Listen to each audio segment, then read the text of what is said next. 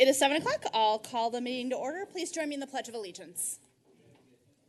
I pledge allegiance to the flag of the United States of America and to the republic for which it stands, one nation, under God, indivisible, with liberty and justice for all.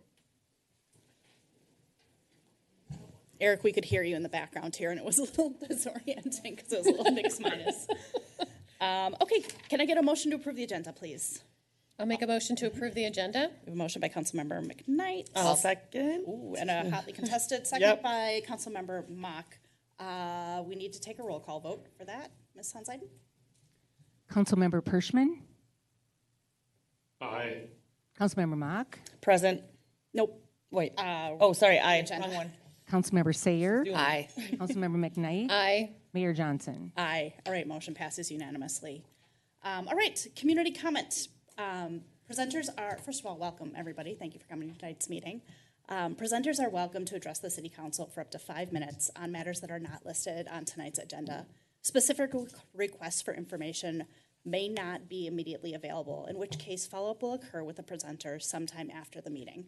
The City Council should not be expected to immediately act upon requests. However, they will follow up accordingly and may schedule items for future consideration. So with that, the floor is open. We ask that you come up, introduce yourself, and share your address, please. Hi, welcome.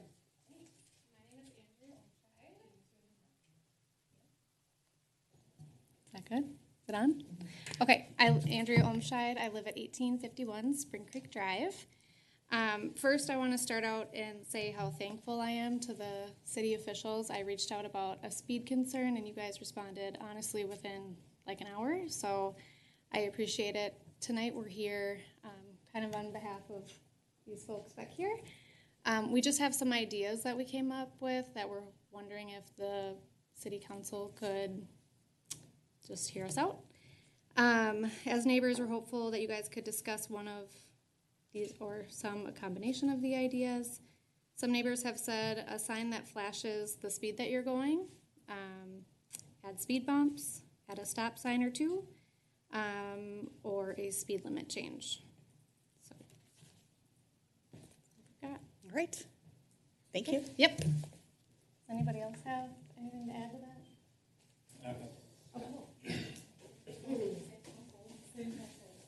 Yeah, hi. James Olmscheid, Andrea's husband, same address, 1851 Spring Creek Drive. So we're obviously talking about Spring Creek Drive.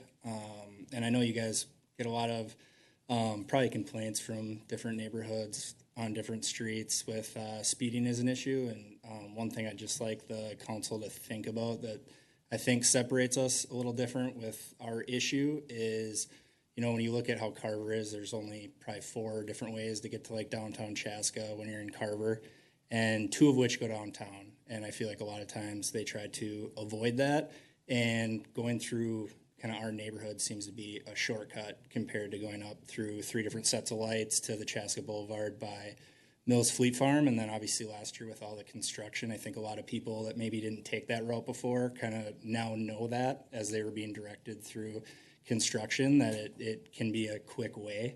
And so there's a lot of kids in the neighborhood, and we've just noticed that the speeding has gotten a lot worse, a lot more traffic, obviously. And so that's why we're out here, just to kind of see if there's any sort of thing that we can do to try to help the solution for something maybe bad happen. So thank you. Can I ask a question just to clarify? Yeah. So when we're talking about where you're saying people are cutting through, it's through Spring Creek, and Yep. then they're taking the road that goes by the farm still, and Yep. cut out to 61. That's Yep. what you perceive the problem is kind of. Yep, coming that from? length of Spring Creek, yep. Okay, thanks. Yep. Hello. I just wanted to say hi with the fancy mic. No, I'm kidding. I'm Nicole Kashubski. I'm 1861. Oh, you're Nicole. Hi. Yeah, hi. We've chatted 1861 Spring Creek Drive. So I'm at the very end with the curve of Green Ash. And so there's been multiple people who've gone off the road. One sheared off the light pole on that corner. Some trees were taken out. My husband's pulled people out of the ditch who are coming around the corner so fast. They just aren't turning fast enough. We've almost gotten hit just trying to turn into our driveway. And I have two small kids, and our bus stop is right there on the corner as well. And so I know that people legally need to stop at the sign for the bus, but I still think there's concerns with going around the corner so fast, they don't see it, full bus. So I just really think that, and I don't know, I don't have the solution, but I just think there should be something that we can come up with just to make sure all the kids are safe, because there's a whole lot of them. I mean, we're lots of people here, so thank you for your consideration. Thanks, Nicole. Anybody else? Going once, going twice? Okay, so just a few things. So I met with some of you. Andrea emailed the week before the 4th of July, and we connected. Billy was there. Blanking on your name, Katie was there, and just a few things about that. So, first of all, speed this summer. This is probably literally the third meeting in our last 5 or 6 meetings that we have had residents come and say, the speed by my home is out of control. It's ridiculous. Help. So, not that that helps at all, but there's just something this summer where we're hearing from more folks, and in every single different part of our community, Mount Hope Road, downtown, I think we're the other ones. So we're hearing it, we're trying to work on it. Before I came over to Andrea's house to connect, and it was the Friday night of the 4th of July weekend, so it was really poor timing, but I called Sheriff Cameroon and said, hey, help, we're hearing about this so much, what can be done? And the one thing that he really pointed out that I'm sure you guys probably know is that it's more than likely your neighbors. I know I'm not driving Spring Creek Drive daily. It's been a little bit since I've been on Spring Creek Drive in my car. I would imagine none of us kind of live in that vicinity, so I would imagine it's not in our orbit, if you will. So it's your neighbors, it's their guests, it's their kids, it's their kids' guests, was what he said.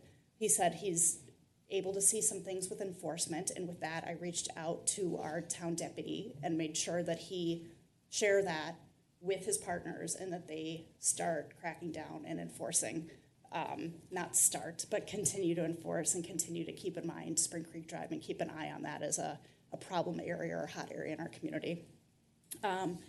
The other thing, and I need to look at my notes, is that we're working with our engineering firm, and they are going to be putting out a Houston radar armadillo tracker, which is what I've casually referred to as the armadillo. The Omshils are not getting a pet armadillo, although maybe they are.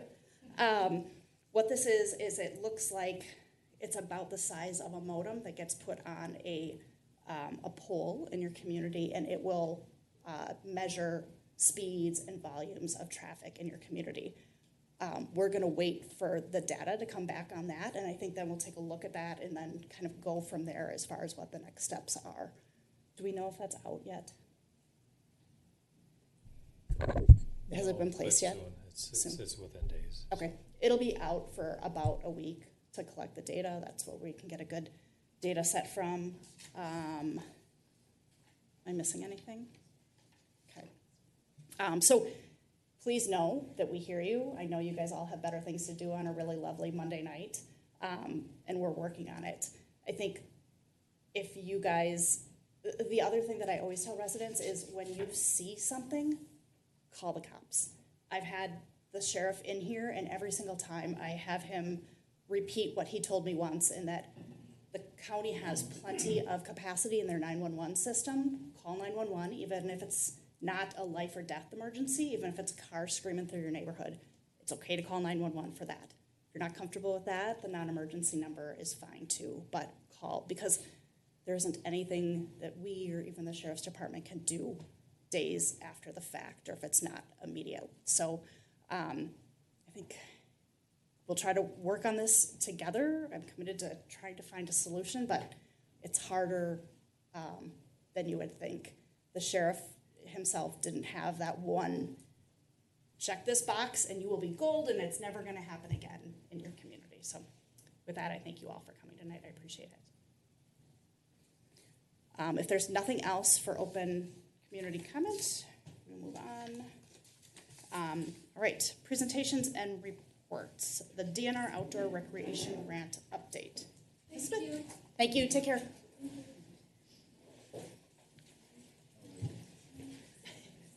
This one would have been fun with an audience. Just one person stay, please.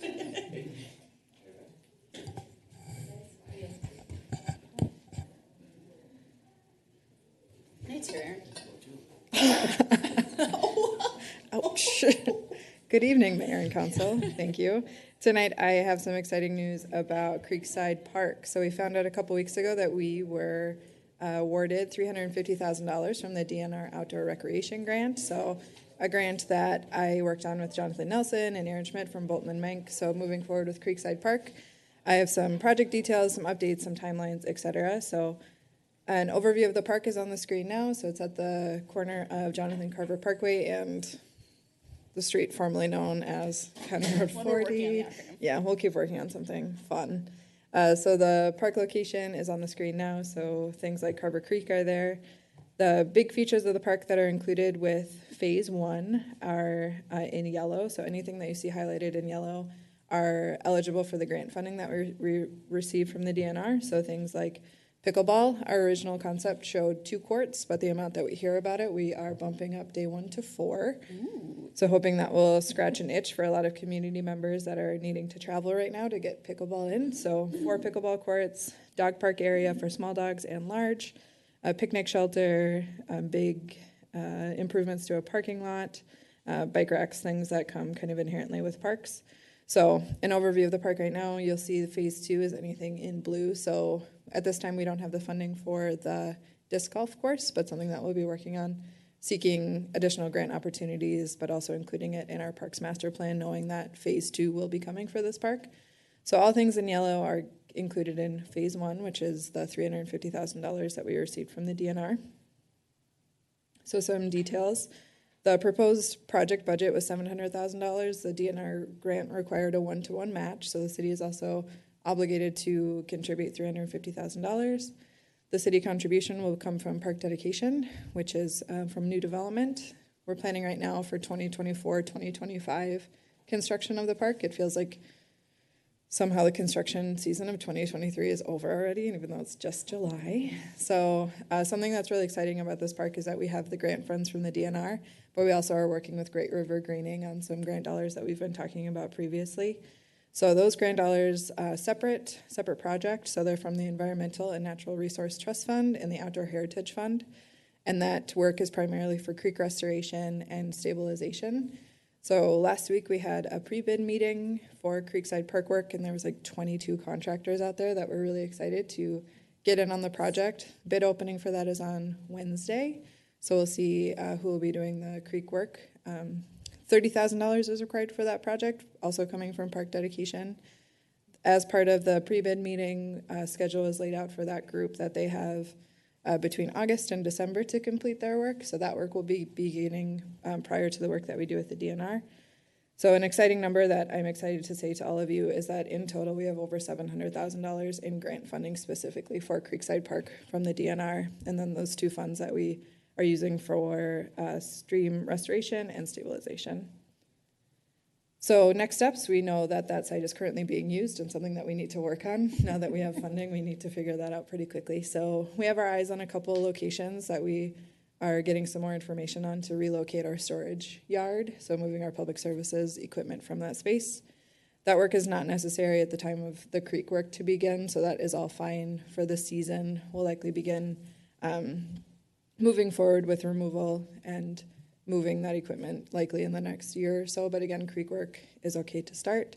So the creek work, they have about 10 weeks to complete the work. They can start anytime between August and December, and then they have 10 weeks to complete the work. So we'll start to see movement on that site this fall, early winter. So really exciting news about the DNR grant, and I'm excited to share just the different agencies that we were able to tap into to get grant funding from different places for different types of work. So obviously DNR, the outdoor rec grant, is more inherently recreation, where Great River Greening, it wasn't really on our radar to improve that creek as part of this project, but with our partnership with Great River Greening, we're able to identify several $100,000 in grant funding to restore that area. So really exciting news. We're excited to get started on it and continue our work.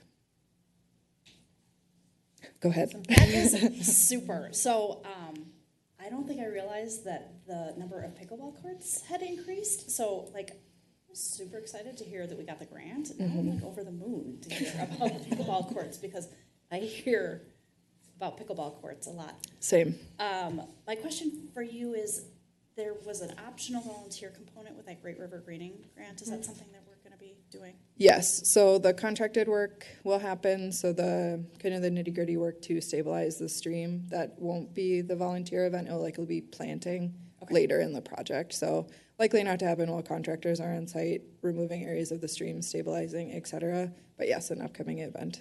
Do you think that's a fall thing, spring? I would say spring, Okay, yeah. great. Congratulations. Thank you. I'm super excited. You are absolutely on fire in terms of writing grants. So Thanks. This is great. Any other comments? I have some. Yes, congratulations. And I love that the overhead power lines are going to be buried. That, like, over the years, there's little areas within the city that just kind of a pet peeve of mine. And then I did have one question. With the different funding sources, so obviously not something that's like creek restoration, but if there's something that, like, the grant is from DNR or another entity, and all of a sudden we're like, oh, we actually don't use this. And I can't think of an example. I'm looking in here and be like, okay, maybe it's bike racks. Maybe all of a sudden down the road, everyone wants a skateboard, you know, like storage or, you know, rack, skateboard rack, if there's going to be such a thing. How do we undo anything? Like, then do we have to say, okay, this is how much money it had cost, and then we pay it back? Do we have any flexibility? Can we ever undo anything? I would say if we wanted to pay for it entirely, we could. So the work in yellow is what the DNR has approved through the funding source. So they reviewed this plan, not just the written application. So we will need to follow this plan mostly. I know that there are going to be some changes, just this is conceptual. So once we dial into the site, stormwater pond might change or the trail location might change. But in general, I would say the yellow projects are identified in that DNR grant that we will be required, unless we can form some type of amendment with the DNR, to have them re-review a project, but I don't foresee that happening. And then I feel like it's great use of the land. Like, I can't imagine anything you would add, or I mean, it's, you know, what the community's asking for too. But if there does come a time where we want to add something, how is that then? So this is an existing park. How does that get funded? So it would depend on if it's a replacement of something that's in the park, which we cannot use park dedication dollars for. Okay. So it would largely depend on the type of improvement that you want to use. So the addition of something new. You can use my example, the skateboard storage. Skateboard storage. I would say we could probably fund that pretty easily. But if it was something major that we wanted to do in this park, instead of, say, the Frisbee golf course, we would do a Parks Master Plan amendment, and then depending on if it's a new use, could use park dedication. If it's an upgrade to an existing use, would have to come from tax dollars. New use versus upgrade existing. Okay. Correct. Thank you. Go ahead, Chrissy. Lori, I don't know what skateboard storage is about, but I'm okay not talking about that. I think you can probably find it at IKEA. Hoverboard. I think she meant okay. There we go. When I'm looking at this, to the left of the pickleball, there's kind of a brown circled area. What is that? So we are hopeful that the Parks Advisory Group can give us some guidance on an unprogrammed space. Okay. So if we're thinking through, we want to give that group some responsibility in the park work that we're doing. So if To they become see, program space? Yes. Open Yep. so that they can or if program. they wanted to say, I love natural space open only, but we wanted to give them some opportunity to have some say in some of these parks. So they could say, we're passionate about a playground here or a natural playground, et cetera. Okay. And then one question on the lights, since they're part of this. Are we going to have solar, or are we going to have, are they going to be hardwired? I don't know if we know that level of detail at this point. Dan, do you have any good insight? I would say, generally speaking, in a public place like this, it would be hardwired. Okay, because we have It has solar to be ones down at, consistent. okay, we have solar ones down at Riverside, which is a little bit softer, just because I know there are neighbors around, so. But, okay, thanks. Otherwise, Aaron, good job. Thanks. Eric, anything from you? Soup Crate, I do have a question around the toilets, portable toilets. Was that always the plan? It was, yes. We got some pricing for full bathrooms, and it blows budgets pretty quickly to the tune of like $300,000 to $500,000.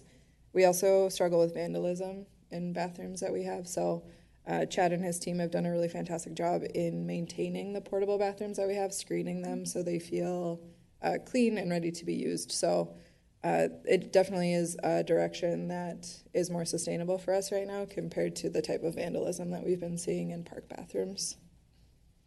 Okay, that was it. Thank you. Actually, a question with that. If we start running our infrastructure down farther, is that open that up to having regular bathrooms there? Or is that not the problem? Is it we don't have, it's such a long way to get to? No, I would say that's been just a decision that we've made based on cost, Okay. that it blows a budget really quickly, Sure. and then maintenance of them. So it's not so much that the infrastructure is not available, it's just a choice that we've been making to increase different amenities we can have in a park instead of just, we have open space with a great bathroom and where we could have several different uses for that same price. Okay, thanks. Sorry, I have two more questions. What's the little blue box on, kind of on top of the pickleball court on the other side of the trail? I want to say that's maybe a shade shelter. Okay. So there's one south of the pickleball court, so it looks similar to that blue box to Okay. me. And then the area that's expanded in the lower right corner, where that box is on the larger map, there's another little box on the lower right-hand corner of that, Lower right-hand corner of a little box. kind of at the end of the parking lot, top of that. Is that your drinking The bowl? Yeah. separated gated entry pond? What? Is that a bubbler? It's a water fountain. Yes, it's a bubbler. Bubbler, oh my God. Yes, it's 88 fountain. Just Wisconsin. Okay. Okay, Dog fountain. all right. Oh, go ahead. When I'm looking at the actual dog park areas, there's a little bit, you can see a little bit of terrain in there. Are they going to come in and just clear cut that out, or are we going to leave some of the height in the center, or the depth or the dip in the center? Yeah, our intention right now, we haven't gone to that level of detail yet, but I think we were hoping to keep it a pretty natural area so Okay. dogs could explore differently, so it's not just a flat field. Good, because that's boring. Yeah. Thank you. All right. Nothing else? Joy, you look I'm like going to you have ask questions as part of the county, formerly known as County Road Okay. 40. Okay. We're going to put a pin in that. Okay. Okay. If there's nothing else, we will move on. Okay. Thank you. Let's see.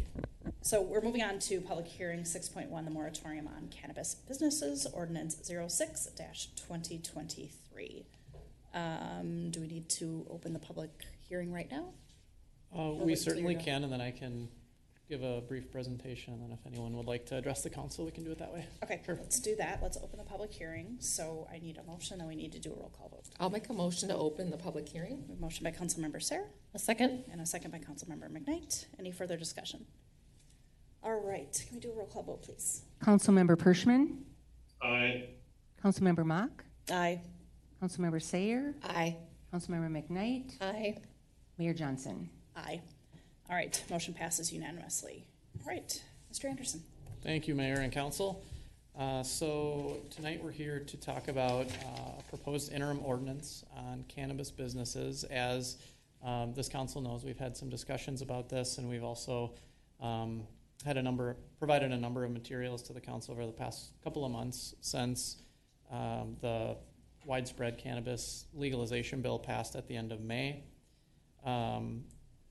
As this council probably remembers, cities are going to be generally pretty limited in how those businesses, those cannabis businesses, are regulated because it's the Office of Cannabis Management, the statewide office that will eventually be handling all that.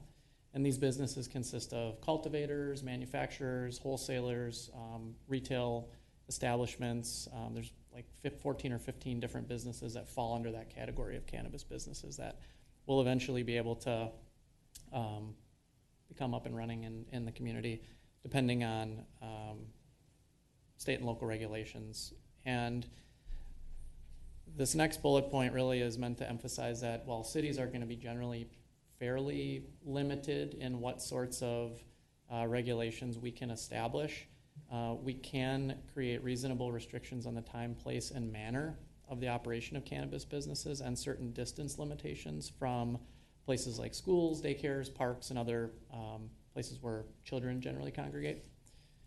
And then cities are also going to have the ability to limit the number of retail businesses to one per every 12,500 people in the community. And obviously Carver falls below that, so the city will have an ability to limit the amount of full-blown dispensaries, if you will, to just one, depending on what this council chooses to ultimately do.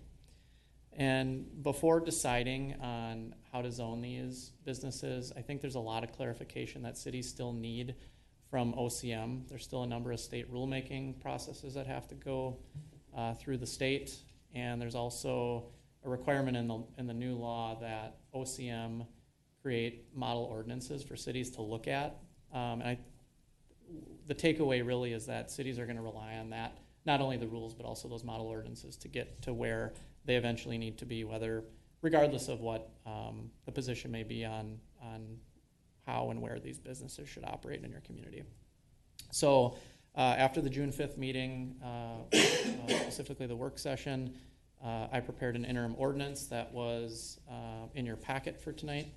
And what the interim ordinance does is it establishes a moratorium on cannabis businesses in the city through January 1st of 2025. That is an express authorized date that we can go all the way up through. I don't anticipate, and I'm sure Aaron's on the same page, I don't anticipate staff is going to need that entire duration of time, but my recommendation would be to take that, and then if we get to the point where we establish rules and regulations before then, we would just repeal the ordinance. Because again, we don't know when all this is going to be clarified and or provided from OCM. Again, the intent is really to maintain the status quo while the city sorts through these uncertainties and looks at those materials that we expect to be in place very soon. Again, prior to January 1st of 25, staff will bring everything through Planning Commission. There'll be a recommendation from not only staff, but your Planning Commission.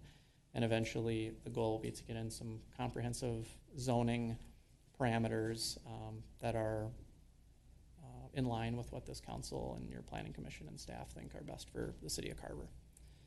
And just a reminder, this is totally separate from the currently legal edible cannabinoid products that were legalized in 2022.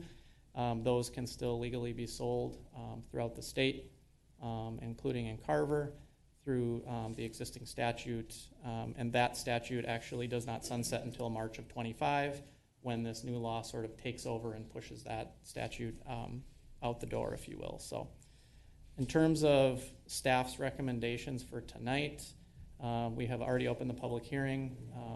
I'd like to hold that public hearing and give anybody that may be here to present or discuss this an opportunity to speak. For the reasons outlined, staff recommends adopting the interim ordinance to buy ourselves some time to kind of breathe and wait to see what sorts of clarification and materials are provided from the state and think through this a little bit. And then there is a separate resolution authorizing summary publication. I don't know where the council is going to fall on the interim ordinance and the resolution, but just a reminder that even if the interim ordinance passes and someone or two council members may not have been in favor of it, the resolution authorizing summary publication is really just intended to give staff the ability to publish a short paragraph rather than a full 5 or 6 page ordinance, so it's really a cost-saving measure. And I say that because that resolution requires 4 votes. Passing the ordinance only requires 3, according to state law. And so I always like to point that out just because I think it's worthwhile in the event that there's a split decision on the ordinance itself. So I'm here to answer any questions, and of course, we can hold the public hearing and go from there. Just to clarify that last part that you said, so if someone is not for the interim ordinance, they may still be for saving the city money. Correct. Okay. Yes, I would hope so, but you never know. Okay, good. All right. Okay, let's see. Are there any public comments on the interim cannabis? Sorry, I'm looking at you because you're kind of the only person from the public who's here tonight. Nothing? Do we have anybody on the WebEx, or the Zoom? If there is anyone on the Zoom who would like to speak from the public, now would be the time, because we are about to close the public hearing shortly. Nobody? Okay. Let's see. So after all public comments are received, if any, the public hearing will be closed and no further comments on this issue will be received at this meeting. So again, this is the last opportunity for anybody providing comments to share those with us. Okay. With that, I would entertain a motion to close the public hearing. I'll make a motion to close the public hearing. Motion by Councilmember McKnight I'll second if I get my microphone on. and a second by Councilmember Mock. All right, Ms. Hanseiden, can you do a roll call vote, please? Yes, Councilmember Pershman, Aye. Councilmember Mock, Aye. Councilmember Sayer, Aye. Councilmember McKnight, Aye. Mayor Johnson. Aye. So that passed unanimously. All right, let's see. Council, discussion or a motion? Eric, anything from you? Yeah, so I'm happy to talk about this, and I think I've been clear about my opinion. This is a 300-page bill. The city is going to be required to inspect and regulate retail locations. I think the moratorium really comes down to a planning tool for us. We're going to be reviewing the regulations and timetables as they're finalized. And it makes sense to pause while we're doing this. This becomes legal August 1st. And I don't think we're in any position to be ready to answer questions, that from any potential retailer as to what they can do or can't do. And this gives us that breathing room to understand it and let the state finalize some of those rules and regulations around it. So I am absolutely in favor of this moratorium. Thank you. Christy? Yep. Can you clarify for me? So the OCM became operational July 1st. So what are we waiting for from them? I mean, all of the ordinance they have to put in place, all of their parameters. I mean, what are the check boxes that we are looking to have them go through? Because we're talking about, well, it could be done earlier, but then we've got this till 25, and then we can repeal it, which doesn't often happen once you get something in place. So I'm just, if they put this this department together, what are we waiting for from them? All that happened on July 1st is the office existed on paper. They have to hire staff. It's going to be quite an endeavor because they're going to be regulating and licensing hundreds of businesses throughout the state. They don't have any processes in place yet. So typically the way that these state-regulated industries work is there's not only a set of statutes and laws, which Councilmember Pershman correctly mentioned it's over 300 pages of law. They also have to create rules. Those supplement the laws and create formalized processes and procedures, and they kind of fill in all the blanks that you can't figure out or sort through based on just reading the statute. Turns out that the legislature is not really good at coming up with processes. They're good at deciding what they want to tell bureaucrats to come up and regulate and how they want to do that. So there's a ton that needs to go into this. As of last week, we have now heard that this OCM office will not be, the anticipation is that they will not be issuing any licenses until after 2025 anyway. That's the anticipated date. There's not going to be a license issued until winter 2025 or spring 2025. Whether that's true or not, I don't know, but that is what the League of Minnesota Cities is forecasting, and they're doing that in conjunction with OCM and their few people that they have kind of on staff at this point.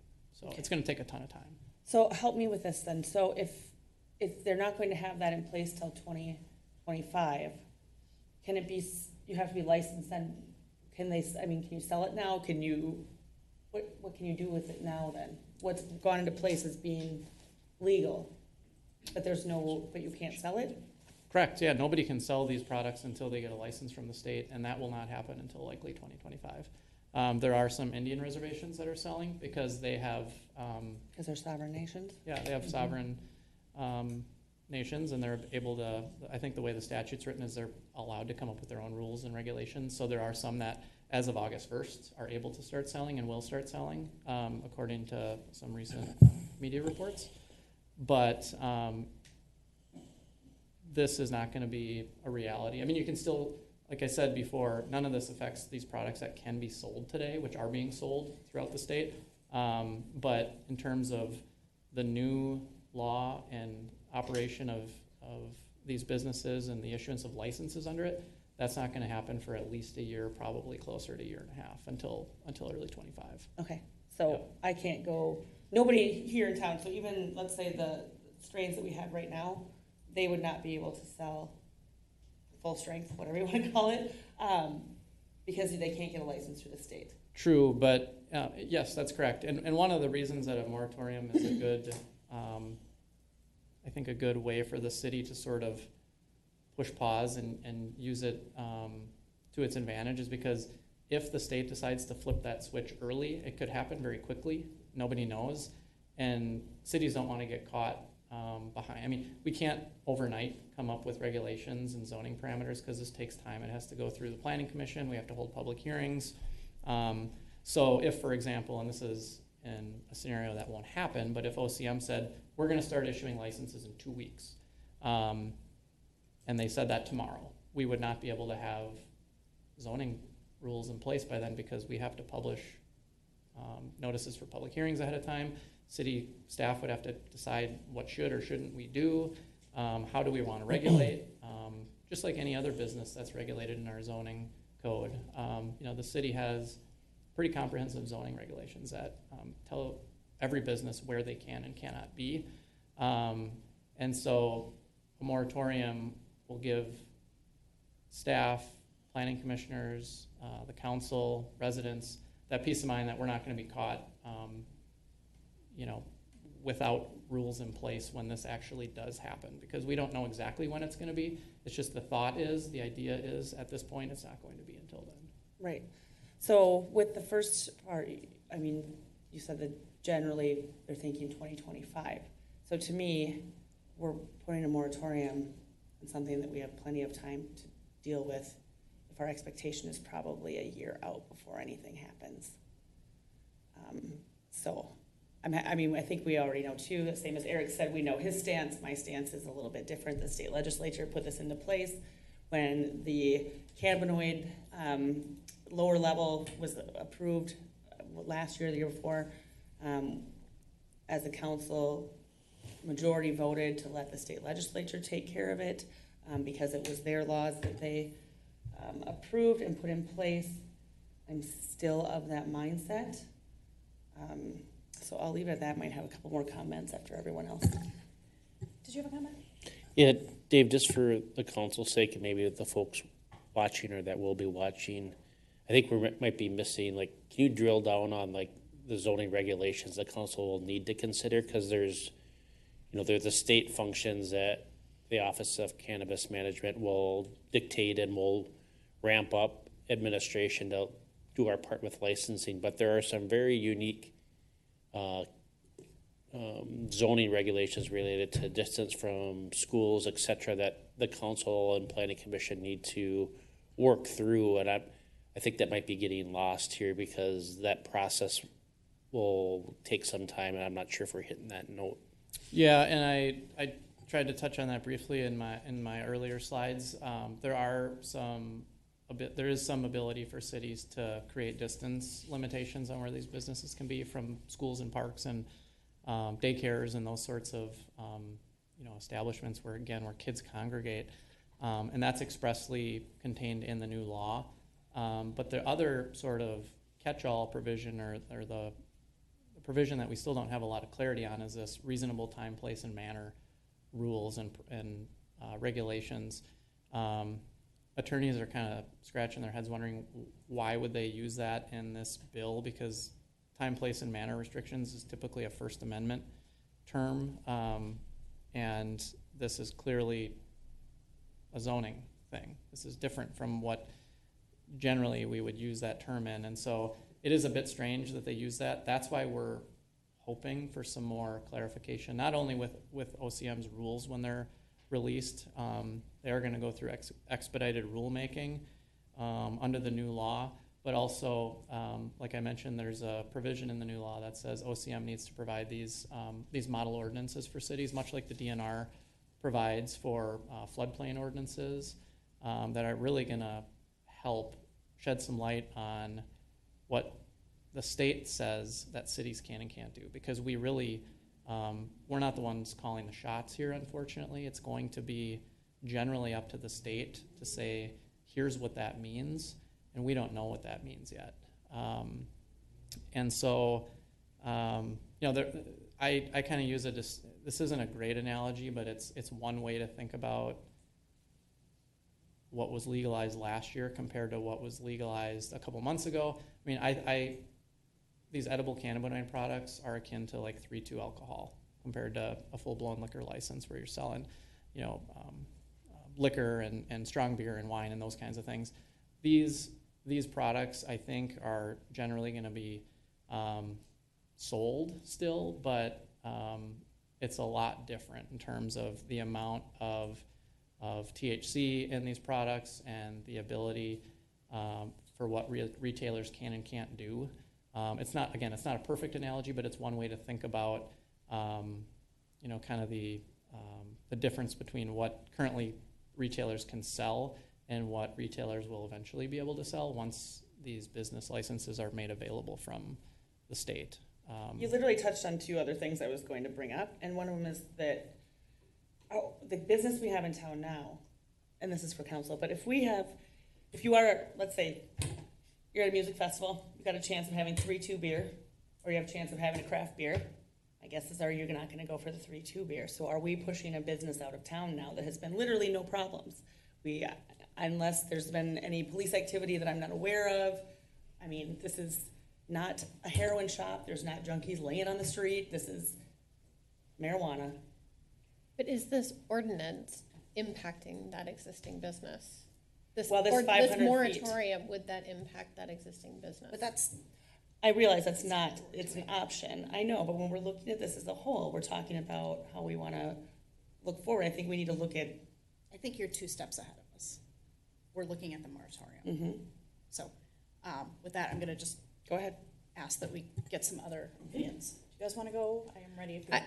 I'm happy to go. I agree with Councilmember Pershman's comments. This is a really big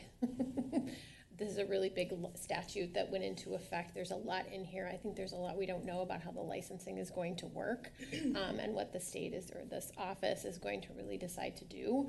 And I would feel more comfortable seeing the example ordinances that they would recommend if cities want to do certain types of restrictions, what would be compliant with state law.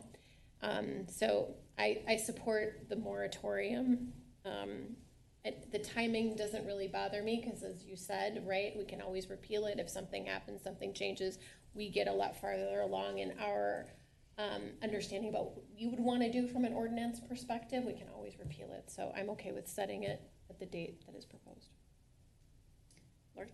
Yeah, I have feedback, just kind of share where I stand with this. And then I have a quick question that's just more like a geography thing. So for a business, can it be within city limits and outside city limits? So like if the business has 55315 is their zip code, that's would pertain to whatever direction we go.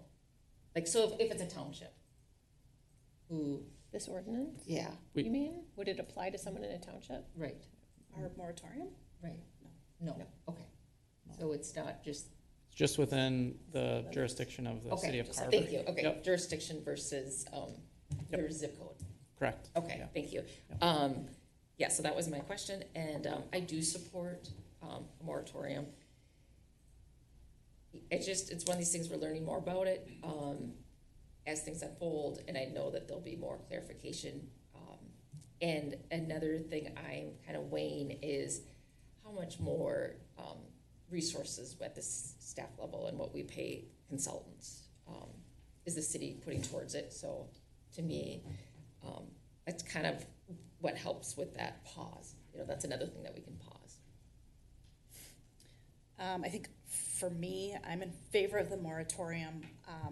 I think, you know, to Eric's point, this is a really big ordinance. It's brand spanking new, and to what Dave was saying, there's a lot to be worked out. I've heard from folks who are wicked smart, like Dave, and lobbyists and lawyers from the League of Minnesota Cities, and they're all still working to wrap their brains around this. There's just so much that still has to kind of unravel that we need to figure out.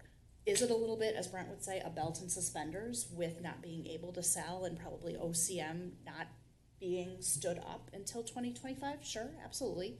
But I also think it provides us some protections just in case they hire really hard workers and overachievers who have this done by January of 2024. So I will be voting in favor of the moratorium.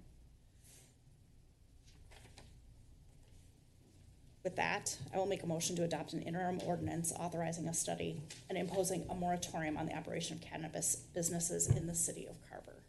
A second. I'll second. Oh, Eric, you got beat because of the time delay. We got a motion by Mayor Johnson and a second by Councilmember McKnight. Is there any further discussion? All right. Ms. Hanseiden, can you do a roll call vote, please? Councilmember Pershman, Aye. Councilmember Mock, Nay. Councilmember Sayer, Aye. Councilmember McKnight, Aye. Mayor Johnson. Aye. Motion passes 4-1. I will keep going with a motion to adopt a resolution authorizing publication of the interim ordinance by title and summary. Second. Motion I'll by... second. You missed out again, sorry, Eric. A motion by Mayor Johnson and a second by Councilmember McKnight, with second place credit to Councilmember Pershman. Any further discussion on that one? I just want to reiterate that this is just for the fact that it's going to be publicized. That's correct. It's just authorizing the cost saving of publishing the short summary instead of the whole 6-page ordinance. Okay. Correct. Yep. Thank you. All right. Any other questions? Nope. All right. Ms. Hanseiden, can you do another roll call vote, please? Councilmember Pershman, Aye. Councilmember Mock, Aye. Councilmember Sayer, Aye. Councilmember McKnight, Aye. Mayor Johnson. Aye. All right. Motion passes unanimously. All right. Moving on to item number 7 on our agenda, the consent agenda. If anybody wants to make a motion. I'll make a motion to approve the consent agenda. We have a motion by Councilmember Mock I'll second. and a second by Councilmember Sayer. I thought we were giving Eric some time there, but I wasn't sure. Any further discussion on the consent agenda? Nope. All right. Ms. Hanseiden, can you do another roll call vote, please? Councilmember Pershman, Aye. Councilmember Mock, Aye.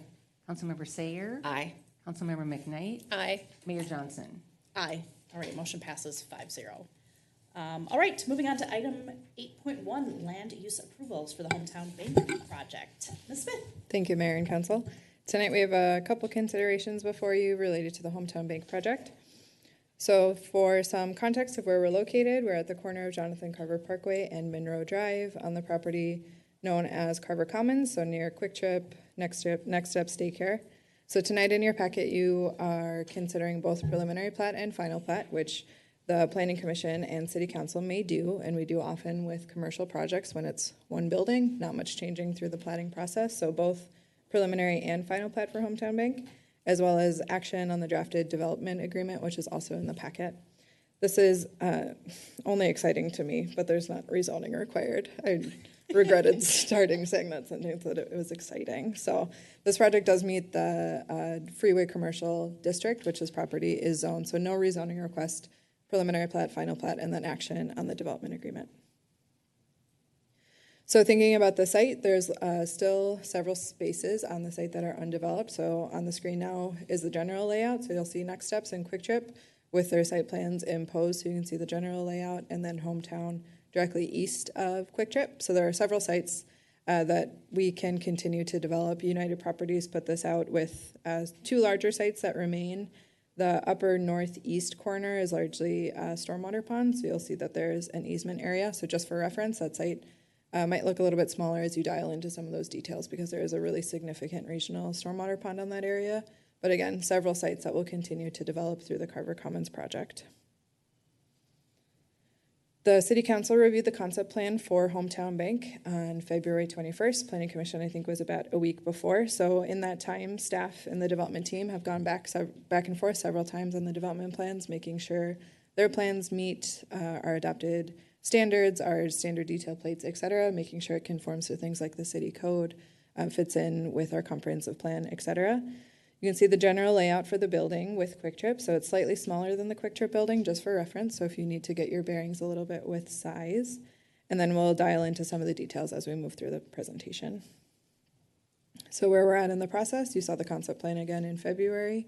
Moving through, the Planning Commission reviewed the project at their June 15th meeting. They held the required public hearing.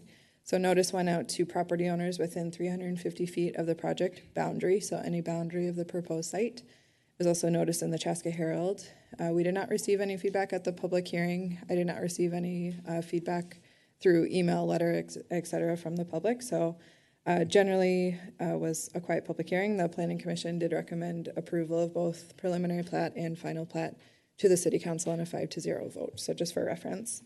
So tonight we're in 2 spaces. We're at preliminary plat and final plat. Again, the development team and staff have gone back and forth several times on their plans to make sure they meet everything that we need them to get to this point together.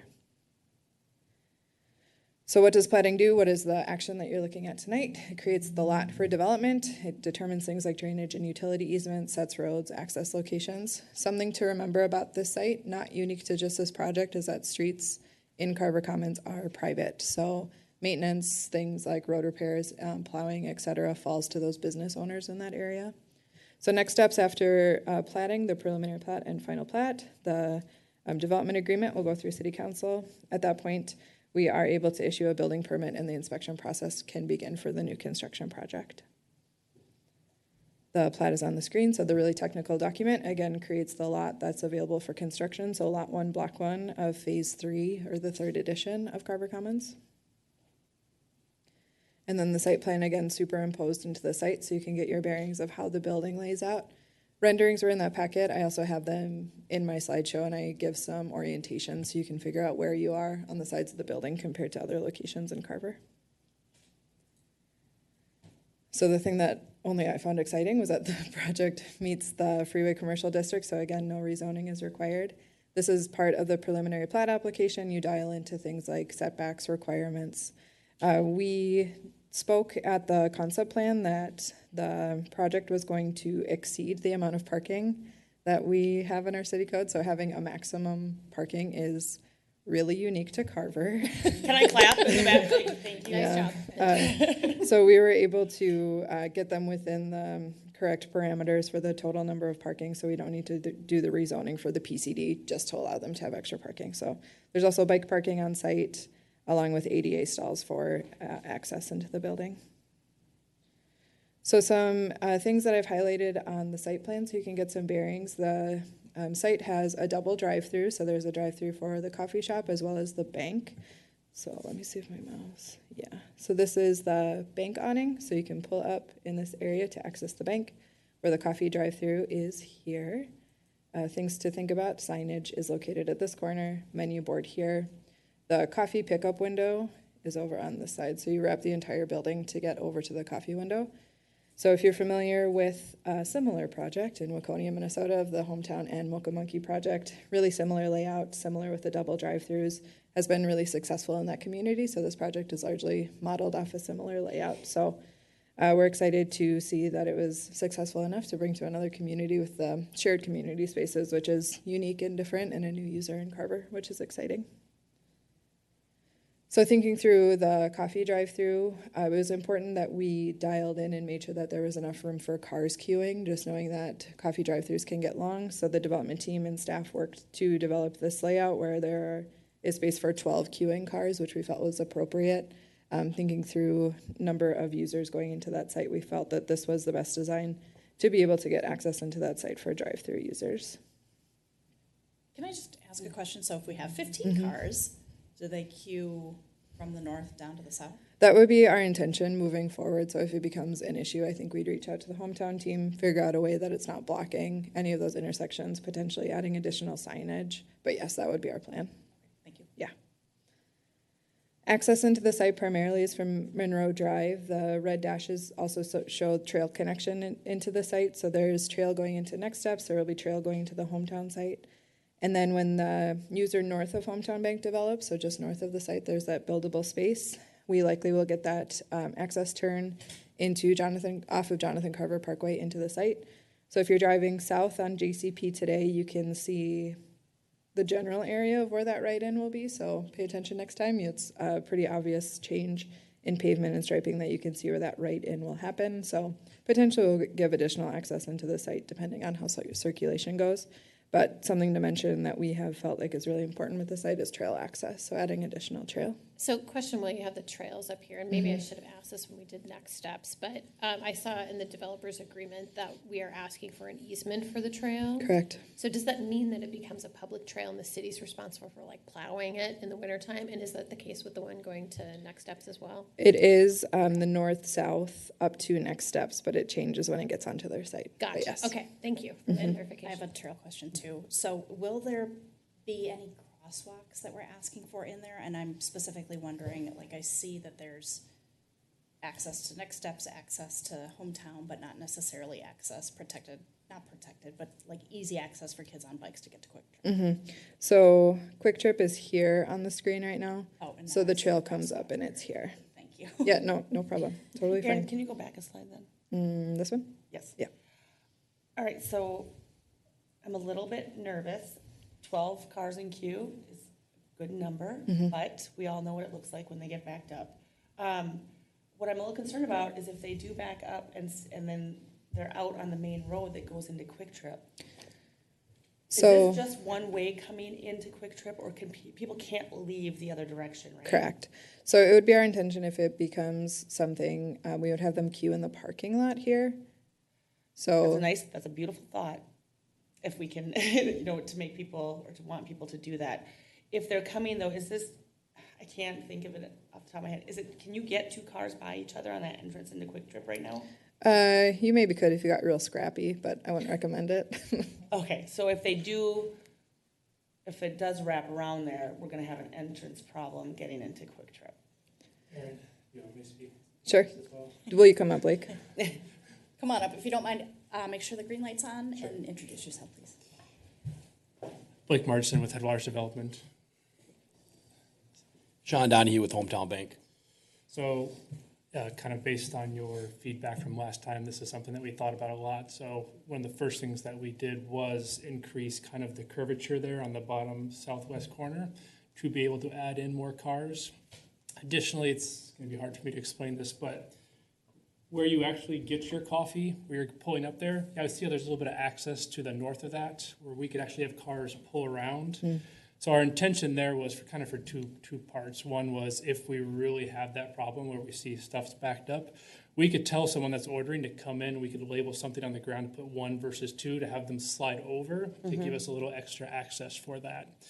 The other thought is moving forward is Mocha Monkey's thinking about, doing online orders ahead of time. So that might actually make it easier because we're thinking the 2 to 3 parking spots to the north of that last car there could be pull-in spots because that's where the access door is out of Mocha Monkey, where they could just walk out and give people their coffee. So between those two things, it gives us a little bit of extra buffer in terms of hopefully flow. Okay. I know you keep talking about redirecting traffic up to the other one. How is that going to happen that it's going to stick?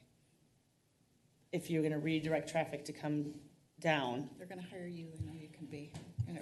I can be an enforcer, but I don't think I want to be hired to stand out there in the wintertime. So, like I said, it's a great thought to say we're going to try and reroute them, but what is the plan to make that happen if we get that backed up?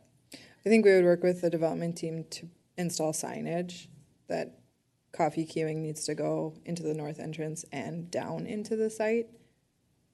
From what I know, the hometown team so far has been really easy to work with. They seem really engaged in the community. I hope that they would be a partner if that situation were to occur. We can plan for the worst in most situations. I don't think we're going to get to a worst case scenario here, but I think that we'd be able to come up with a solution that works. Okay. Okay. Ready? Okay. Alrighty, so potential access off JCP. The landscape plan is on the screen now, so you'll see really extensive landscaping throughout the site with trees, shrubbery, etc., both on the Quick Trip site as well as throughout the site in general. Park dedication is something that we need to think about, so things like Creekside, we'll get some park dedication dollars here for commercial use. It's a little bit different than residential, so 1.37 acres is just over $4,000 in our park dedication fund, which is always great. And then something to think about, this site, I have another slide that shows the topography. It sits up really high. So next time you're driving down JCP, I want you to think about that corner and think about a building being there. It's significantly higher than Quick Trip and Next Steps. So the plan that's on the screen right now is a photometric plan that shows the amount of light that leaves the site. So you'll see in the center, the numbers are higher. It shows the greater foot candle of light that a site generates, and it gets lower and lower as you exit the site. Again, a reminder that JCP separates residential users to the east, so not something that we likely need to think about, but light pollution is something we do consider through the planning process. While you're talking about topography, one of my nervousness was the trail that's along JCP and potential pedestrian footprint up a hill, I guess. Right? Sure. The hill seems not an easy access, right? I was just thinking about people coming either way and kind of not wanting to go all the way around, but to come through. And when the site north of Hometown develops, I Yeah. think we'll have another trail connection there. Okay, you so could then enter that there. would be the direction. Okay, Correct. I like that. Yep. Thank you. So this shows the highest point on the site is here, obviously. So next time you're driving down JCP, just get a handle on how high it is. Not good, bad, other, but it does sit significantly higher than the Quick Trip site. Look at what the interior of the site will look like. Again, really similar to the Waconia project, slightly smaller. The building is 6,240 square feet, so bank spaces shared with community spaces for the coffee shop. You'll see several workstations throughout. Some really great plush, cushy chairs near TVs if you want to enjoy your coffee, with shared waiting spaces. There is a basement for a conference space and then some storage, etc. that is here. A little less exciting, I think. Does anyone have questions about the footprint, the layout, etc.? I have a question on the layout, and I think we saw it before, but trash, garbage removal, is that on the north, on the top? Correct. Yes. Is there an elevator with a lower level, or is there not a need? No. I think the occupancy doesn't warrant an elevator for the site. Okay, I didn't see one. Just a quick question on the conference room. In the Waconia location, that was a community space. Is it still planned to be? I believe the newest part of it is that it's not going to be shared. Is that correct? Well, we're going to have 2 conference rooms, one up, one down. I believe that the basement will be designated a community room for usage people in the community. Did you hear that, Eric? You're good. Yeah. Some renderings of the exterior of the site. So a general site look there. This is the side that faces Quick Trip, and then the profile you see from Monroe Drive. So you'll see the bank drive-through there with the coffee drive-through moving towards Monroe Drive. The site facing JCP and then north of 212. So a really lovely building with stone exterior, which I think will fit into the community really well, not only on this site, but some of the features we're seeing in like Carver Square, pulling those 2 commercial nodes together. Aaron, I have a question for you before you flip off that. So this looks great. I don't think there's nothing wrong with it. This is a question just for Aaron. So we've talked about kind of wayfinding and making all the parts of Carver kind of feel like Carver. And, you know, Carver brick is something. We have a lot of brick buildings that are in the historical. Is there anything that we talk about with developers when it comes to like the facades on their buildings? Like brick to me would have been a little bit more in keeping with some of Carver's history than we have already. We do have some design standards in our freeway commercial district, so it speaks to like hardy board siding, some stone facade work. So this definitely falls within the freeway commercial. If you want to have that conversation as we start to update those districts of the city code, we absolutely can. But Here it was just a private development choice. Okay. And again, I don't see anything wrong with it, but I think it maybe is something we want to think about when we look at updating all of that, and maybe mentioning it to our developers as they come in, that it might be something to consider. Thank you. And then some photos I shamelessly stole from the internet on the interior of the Waconia location. So you'll see the shared spaces between the bank and the coffee user. So again, Blake is here from Headwaters. Sean, branch manager for the Carver location. So I started engaging with the Carver Business Alliance. Really excited to welcome them to the community. So open it up for discussion. Again, preliminary plat, final plat, and the developers agreement are in your packet tonight for consideration. All right, questions, comments? I just want to make a comment. Oh, sorry, Laura, I didn't see your finger up. I just wanted to say, well, all I'm going to say is that when I first heard of this concept, I thought it was strange, and then I went out and visited the bank in Waconia, and it made sense. So I think it's a great project. So thank you. Go ahead, Laura. No, I was trying to comment. I think I have one comment and one question. I think that is great. Instead of the 26 parking spots, 35. So thank you for making that possible. I do have a question on if there's additional signage, when would we see that? Would we be able to give some input on that? Sign application typically goes through the building permit process, so we make sure it conforms to our city code, not something that's typically reviewed by city council. Okay. So when in the process, that's in a month, a year? Typically, they get their building permit and start construction before the signage is placed. Do we have an ETA? Hoping for opening like May, June of 2024. Correct. May, June 2024. Shovels in the ground. Yeah, we hope to start construction. If everything goes according to plan, we'd hopefully start construction next month. It just depends kind of, we have to register with the county, how long that takes, and just processes of getting permits and everything issued. But our intention is to basically start as soon as we can. So typically construction is going to run 7 to 9 months. So that looks at about spring next year. Awesome. Very cool. Great project. Bless you. Eric? So my first comment when I toured the Waconia location, it was the first time I enjoyed being at a bank for any length of time. So I'm really excited about it. I do have a light pollution question though, since you brought that up. It's one thing to have static signs and static lighting that doesn't fluctuate, but the large bank sign, I think in Waconia, was a moving sign. It has changing graphics.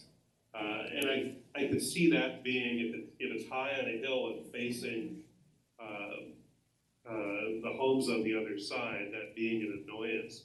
Has there been any consideration around that? We haven't made a final design decision in terms of what that sign is going to be. We do have lots of signage on the building itself already.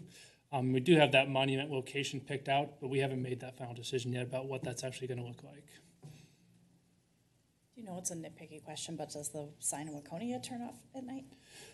That I do not know. It's on, right? It stays on. Yeah. Okay. Yep. But that's more of a commercial area, right? Correct. Yep. So Yep. Okay. that is something we definitely will consider. Eric, That's I'm allowed use. In that And district, my yes. concern is that it's just, that might be facing those homes. And again, a static sign with static lighting, that's one thing, and you adjust to that, but one with a moving display might be more of an annoyance. And again, I don't know from the topography if that's going to be visible from those homes. I just was curious if that was a consideration in your light pollution study. Sure. Can you address that, Erin? Sorry. So the sign was not included in that photometric plan. It's just the streetlights that are throughout the site. But getting that feedback, we wouldn't want it shining in the backyards of Spring Creek Drive. So if we worked through, the sign goes off at park hours, so 10 o'clock at night, or it sounds like they don't change very frequently, so it wouldn't be a flashing beacon if it just changes occasionally, time, temperature, etc. Anything else, Eric? No, that was it. Thank you. Okay. All right. I love this. You guys were kind enough to show me around Waconia. I was very familiar with the drive-through there, but it was cool to see inside. And if you guys haven't been to Waconia, it's really cool because the chairs are all over the place, and you kind of feel like should I be sitting here? Does somebody like who works here supposed to be sitting here? It's very comfortable, it's very casual, and a really cool place to kind of kick back and work for a little bit if that's what you need. It's also cool to have a dual purpose. You know, the coffee shop is open a little bit earlier, the bank is open a little bit later, so really great use of the space. So I am super excited to have your business and the Mokamoka coming to town. Just quick question about employees, and I know I've asked you this before, but can you refresh my memory about how many employees are coming to Carver? I believe initially our, like a full FTE is be somewhere between 6 to 8. Okay. As we open, at least on the bank side. I can't speak for the coffee side, Mike. I don't know if you have any insight on I that. do. So Mocha Monkey, they will employ between 25 to 30 people, but it's majority all part-time, right? So most of the time, they are going to have between 2 to 4 people there that are going to be there full-time. Super. Great. And yeah, like what Aaron said, you guys have been super engaged and involved in the Business Alliance already, and welcome. Everything that I've heard about Hometown Bank is positive, and I'm super excited to have you guys in town. Thank you. So with that, I will make a motion to adopt Resolution 126-23, approving the preliminary and final plat for Hometown Bank. I'll second. Got a motion by Mayor Johnson and a second by Councilmember Mock. Any further discussion? Nope. All right, Ms. Hans-Eiden, can you do a roll call vote, please? Councilmember Pershman? Aye. Councilmember Mock? Aye. Councilmember Sayer? Aye. Councilmember McKnight? Aye. Mayor Johnson? Aye. Right, motion passes 5-0. I'll make another motion to approve and authorize execution of the developers agreement for the Carver Commons 3rd edition, subject to any changes deemed necessary by the city attorney. I'll make a second. We have a motion by Mayor Johnson and a second by Councilmember Sayer. Any further discussion? Roll call vote, please. Councilmember Pershman? Aye. Councilmember Mock? Aye. Councilmember Sayer? Aye. Councilmember McKnight? Aye. Mayor Johnson? Aye. Right, motion passes 5-0. Welcome to Carver. Thank you. We're super excited to have you. We are too. Thank you. Thanks. All right, moving on to 8.2, the Certified Levy Project DNR Resolution. Mr. Lannis. Well, hello again. I'm going to keep this one fairly short because it's a bit of a process formality. It's a big deal, but it is a process formality here. So we're seeking approval of Resolution 123-23, adopting local government resolution for flood hazard mitigation grant funding assistance. We can boil this down to a couple of quick sentences. If you went through the memo, in June 23, you received a notice that you were receiving $6 million in additional funding from the state bonding bill. Congratulations, huge news. With that news comes the obligation that the council must be aware of the commitments of receiving that funds, or those funds. So this is a formality that has to be had on our end to say that you are aware and you're acknowledging that you have a local match of $3.5 million that you are committing to, and that is what's going to be necessary to amend the DNR grant agreement such that you're able to move forward and proceed with that $6 million funding award. That grant match comes with 3 different components. $2.5 million is federal money that was received through the community funding project grant funding, and then $150,000 from the Lower Minnesota River Watershed District, and $850,000 previously spent in lift station projects associated with the levy. That's where the $3.5 million local match would be coming from. The resolution effectively captures those commitments and basically narrates that you are aware and are receiving the funding and are authorizing the amendment to the grant. So we are recommending approval as presented for Resolution 123-23. Any questions? Any questions or any motions? I'll make a motion to approve Resolution 123-23, adopting a local government resolution for flood hazard mitigation grant funding assistance. A second. All right, we've got a motion by Councilmember Mock and a second by Councilmember McKnight. Any further discussion? Nope. All right, can we get a roll call vote, please? Councilmember Pershman? Aye. Councilmember Mock? Aye. Councilmember Sayer. Aye. Councilmember McKnight. Aye. Mayor Johnson. Aye. Motion passes unanimously. Thank you. 8.3, cannabis use in public ordinance 07-2023. Mr. Anderson. Thank you, Mayor and Council. Seems to be the theme tonight, to talk about cannabis. So at the July 27th meeting, this came up during council member requests, and there was some discussion about after August 1st, under this new state law, individuals will be able to legally possess marijuana and hemp and cannabis products legally in the state of Minnesota. Although we talked earlier about how a lot of these products aren't going to be available, at least outside of Native American reservations for sale, that doesn't mean you can't legally possess them after that date. And so theoretically, there's nothing, well, as of August 1st, then there's nothing that would prohibit or otherwise make it unlawful for somebody to use these products in public places, like at parks or on sidewalks or city streets, public sidewalks, any place where the public may congregate. And so there is a provision in the new statute that gives cities the ability to create and adopt an ordinance that deems it a petty misdemeanor to use these cannabis and hemp products in public. The only limitation on that provision in the statute is that there are some limitations on what you can define as public place. Based on council direction, I did prepare an ordinance that is consistent with that state law and defines public place really as any place that is owned by a public or private entity, but that is held out for access by the public. So that would include, it would include places that any member of the public has the ability to go, whether indoors or outdoors. There's already some laws on smoking and vaping indoors in the Minnesota Clean Indoor Air Act. That has been in place for years, really meant to curtail indoor smoking, whether it be tobacco or marijuana products and vaping. But like I mentioned, there is no prohibition under state law that would prohibit individuals from doing this in outdoor public locations and in other public locations. So that's what this ordinance does. It's relatively short and sweet, bless you, and it is, again, intended to make it a petty misdemeanor, which is not a crime. It is a violation of local ordinance that is subject to a fine. It's not something that affects somebody's criminal record.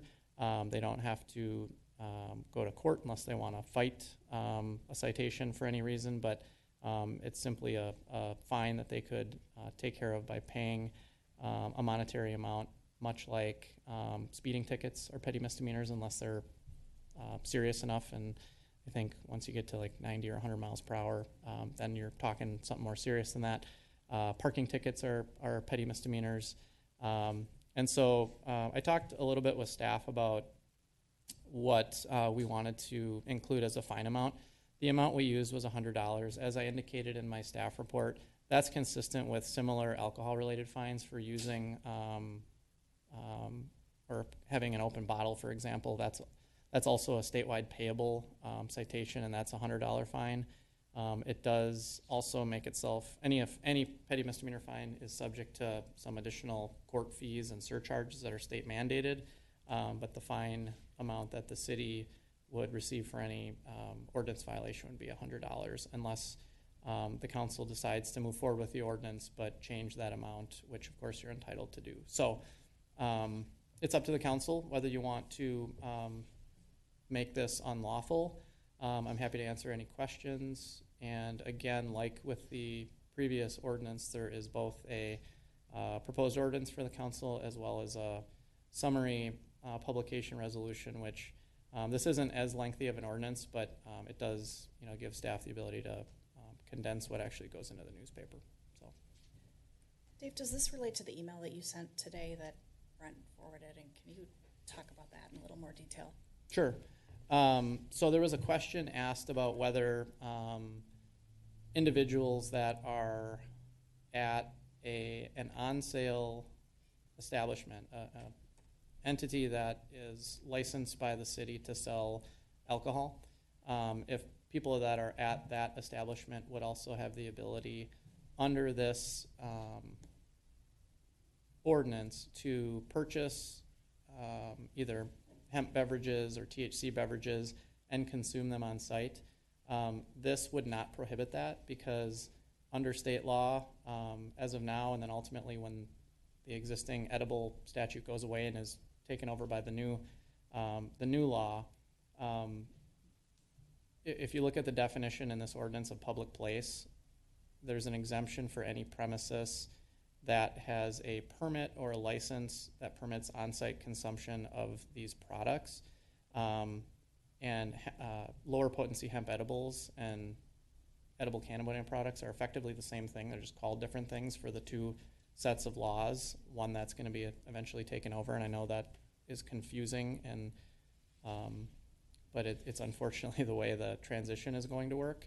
And so, as of now, your on-sale liquor establishments can legally sell THC beverages under state law. They can do that.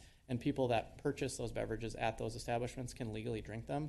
This wouldn't change that because the law allows that. And again, the definition of public place specifically exempts those locations as it's written, which is also required under the new statute. We have to exempt those locations. We can't tell an establishment that has a license to sell products that they can't sell them for on-site consumption. And that So they they can't be can- consumed on site. Consume where they purchase them, but they can't walk out and consume them on the sidewalk or walk down to the park and consume them there or sit in the middle of the street and consume them. It's correct. Very similar to what you can do at one of those establishments if you buy a beer. You can't leave the establishment and keep drinking it. That kind of thing. Okay, I think I need to clarify my question that I originally asked that started this. So I don't know. This is the scenario that's going through my head. So I'm thinking about Steamboat Days, public event outside, right? The Lions are selling beer, right? You can walk down the street with your beer and consume it, right? That weekend. That Yes. weekend. So could the Lions also sell THC beverages? Assuming that the ability to sell beer is through an on-sale liquor license, which I assume we issue a temporary liquor license to them. The state law allows for these products also to be sold and consumed on the same premises where beer is legally licensed to be sold and consumed by consumers. And from a practical standpoint, even if a city wanted to prohibit that, it would be pretty difficult from an enforcement perspective because, you can carry these things, they're gummies, they don't look like anything, they don't smell like alcohol. You put it in, a koozie or a water bottle or whatever. So I think, to answer your question, yes. Okay. But that was my thought. Okay. Yes, and that's the reality, and effectively that's what the legislature has authorized. That's how I was thinking. I just wanted to make sure that was clear. Okay. Yep. Thank you. Joy, the Lions have no intention of this. I know. However, I think the it's a food trucks crazy would do example. well. I totally understand that, but that Yeah, was absolutely. going through my head as I was thinking about public places and consumption, and I just wanted to. Okay, thank you. But the bars who allow you Yep. to take your, good. So, okay. Any other questions about this, comments? I just want to say thanks for clarifying because when I got this email, Same. I briefly skimmed it and it wasn't getting me where I needed to be. So I'm glad that part of this is that they're already doing it. They're already selling it. They can sell it if they want to. Bar A, B, C, D. Yeah. Continuous. Very continue on. separate from. Right. I apologize if I asked this at a previous session, but my thought was about the petty misdemeanor and the fines. So I think you touched on open bottle, like with alcohol, right? If someone's at a park or on the street, right? Is it a similar fine and a similar punishment level? For open container, Yes, it is. it is. Okay. The state actually creates the payable amount for all open container because that's a state law. Gotcha. The open container law is. Okay. And so I did check and confirm that the state imposes a $100 fine for all those. It's the same thing. And I should also clarify too, this was in the memo, but we ran the language of this past the Carver County Sheriff's Office and they didn't have any questions or concerns. I think one of their I think, hopes and goals is that, you know, every city have a similar ordinance so that they don't have to look at each definition. I think Carver's probably the first to do this just based on the timing of our meeting. Other cities haven't quite gotten there yet. And so, you know, maybe they'll share it with other Carver County cities as an example, but it doesn't mean that will happen. But the bottom line is the sheriff is perfectly comfortable with this language, and they have no issues from a, you know, enforcement standpoint or anything like that. Thank you. Eric, any questions, comments from you? No, I don't have any questions. This seems to be a logical extension and similar language to having an open model. So no questions or concerns. Any desire to make a motion? I have one more question. Oh, sorry. Then Eric. Gonna give Eric. Oh, looks like he just froze a little. Go ahead, Christy. Okay, so because I was having a hard time picking through the email that you sent, not by any fault, this is just, there's a lot of moving pieces. The ordinance we have here, do we think that what language we have is sufficient to make that differentiation between that they can sell at the bars, but you can't wander around the streets with it? I mean, I would hope so. And the reason I say that is because, you know, especially when events are going on, well. Take the events out of it, just in a normal day. Do Right. we feel that what we have in here after all of our discussion lays that out well enough? I think it does. I mean, this is generally as far as we can go in defining a public place that the statute allows. And so from my standpoint, I think it's as clear as we can make it, and it's going to be as helpful as we can make it for law enforcement and enforcement standpoint, from an enforcement standpoint. And so these establishments are not going to want to jeopardize their on-sale liquor licenses and let people leave with beverages. I mean, I think they're always watching for that kind of a thing. Right. And so my hope would be that staff at these places are trained to know that if someone buys a beverage, whether it's alcohol or THC, they're not allowed to bring it off site. I mean, that's an off-sale license. It's what liquor stores have. They don't have that. Some have combination on-sale, off-sale, but if you're selling at off-sale, it has to be in containers that are closed and, you know, sealed, and you can't open it until you get to a different place. So I do think so. You know, if there ever becomes issues or there are problems with enforcement or businesses aren't getting it, we can look to change the language to clarify it, or we can at least communicate it to them. But I think we're in good shape, and this is where we need to be at this point. Okay. So. And I think this is great. I like the $100 amount. I think it makes sense. It's an open bottle, basically, whatever it is. So I'm on board with that. Okay. And I'll stop so Eric can jump in. I think Eric's done. No, I don't have any further Okay. comment. All right. Do you want to make a motion, Eric? I'll be quiet. This is your big chance, Eric. You'll let me? All right. Well, we're getting impatient, but go. I'll make a motion to adopt an ordinance amending Chapter 22 of the Carver City Code to prohibit the use of cannabis and hemp products in public places. I'll second. All right, we've got a motion by Councilmember Pershman and a second by Councilmember McKnight. Any further discussion? Can we have a roll call vote, please? Councilmember Pershman, Aye. Councilmember Mock, Aye. Councilmember Sayer, Aye. Councilmember McKnight, Aye. Mayor Johnson. Aye. Motion passes unanimously. Eric, you're on a roll. Aye. I'll make a second motion then to adopt a resolution authorizing publication of the ordinance by title and summary. I'll second. We again have a motion by Councilmember Pershman and a second by Councilmember McKnight. Any further discussion? Can I have a roll call vote, please? Councilmember Pershman, Aye. Councilmember Mock, Aye. Councilmember Sayer, Aye. Councilmember McKnight, Aye. Mayor Johnson. Aye. Motion passes unanimously. Thank you. All right, rolling right along. 8.4, the 2024 Employee Pay Scale Adjustment. Ms. Schutte. Thank you, Mayor and Council. Just gonna pull this a little over. All right, so today we are here to discuss an adjustment to the current employee pay scale beginning January 1st, 2024. I know that sounds crazy to talk about, but we are already almost done with July.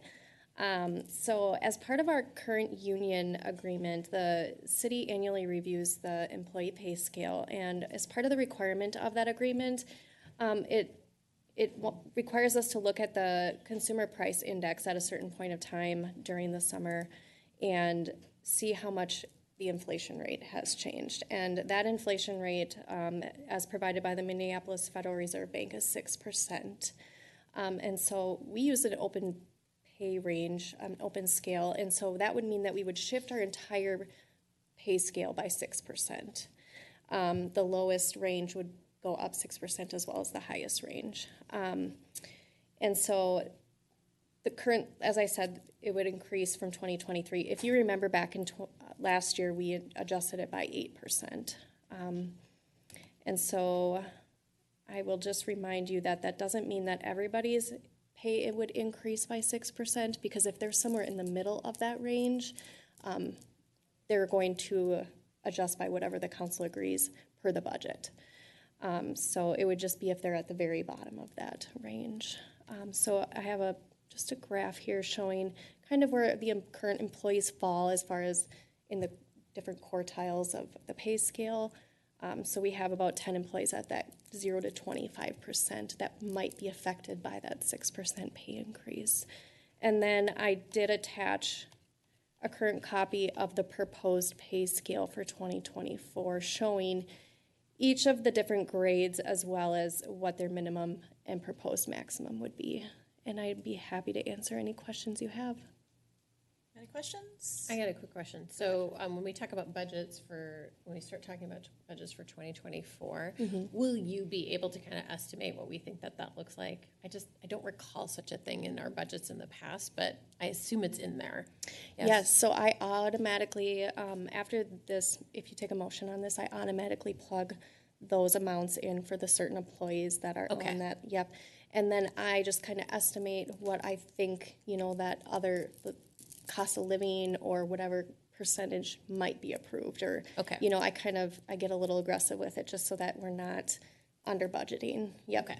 Yeah. Okay. Thank you. That was my only question. Any other questions, Eric? Questions? Want to make a motion? No questions.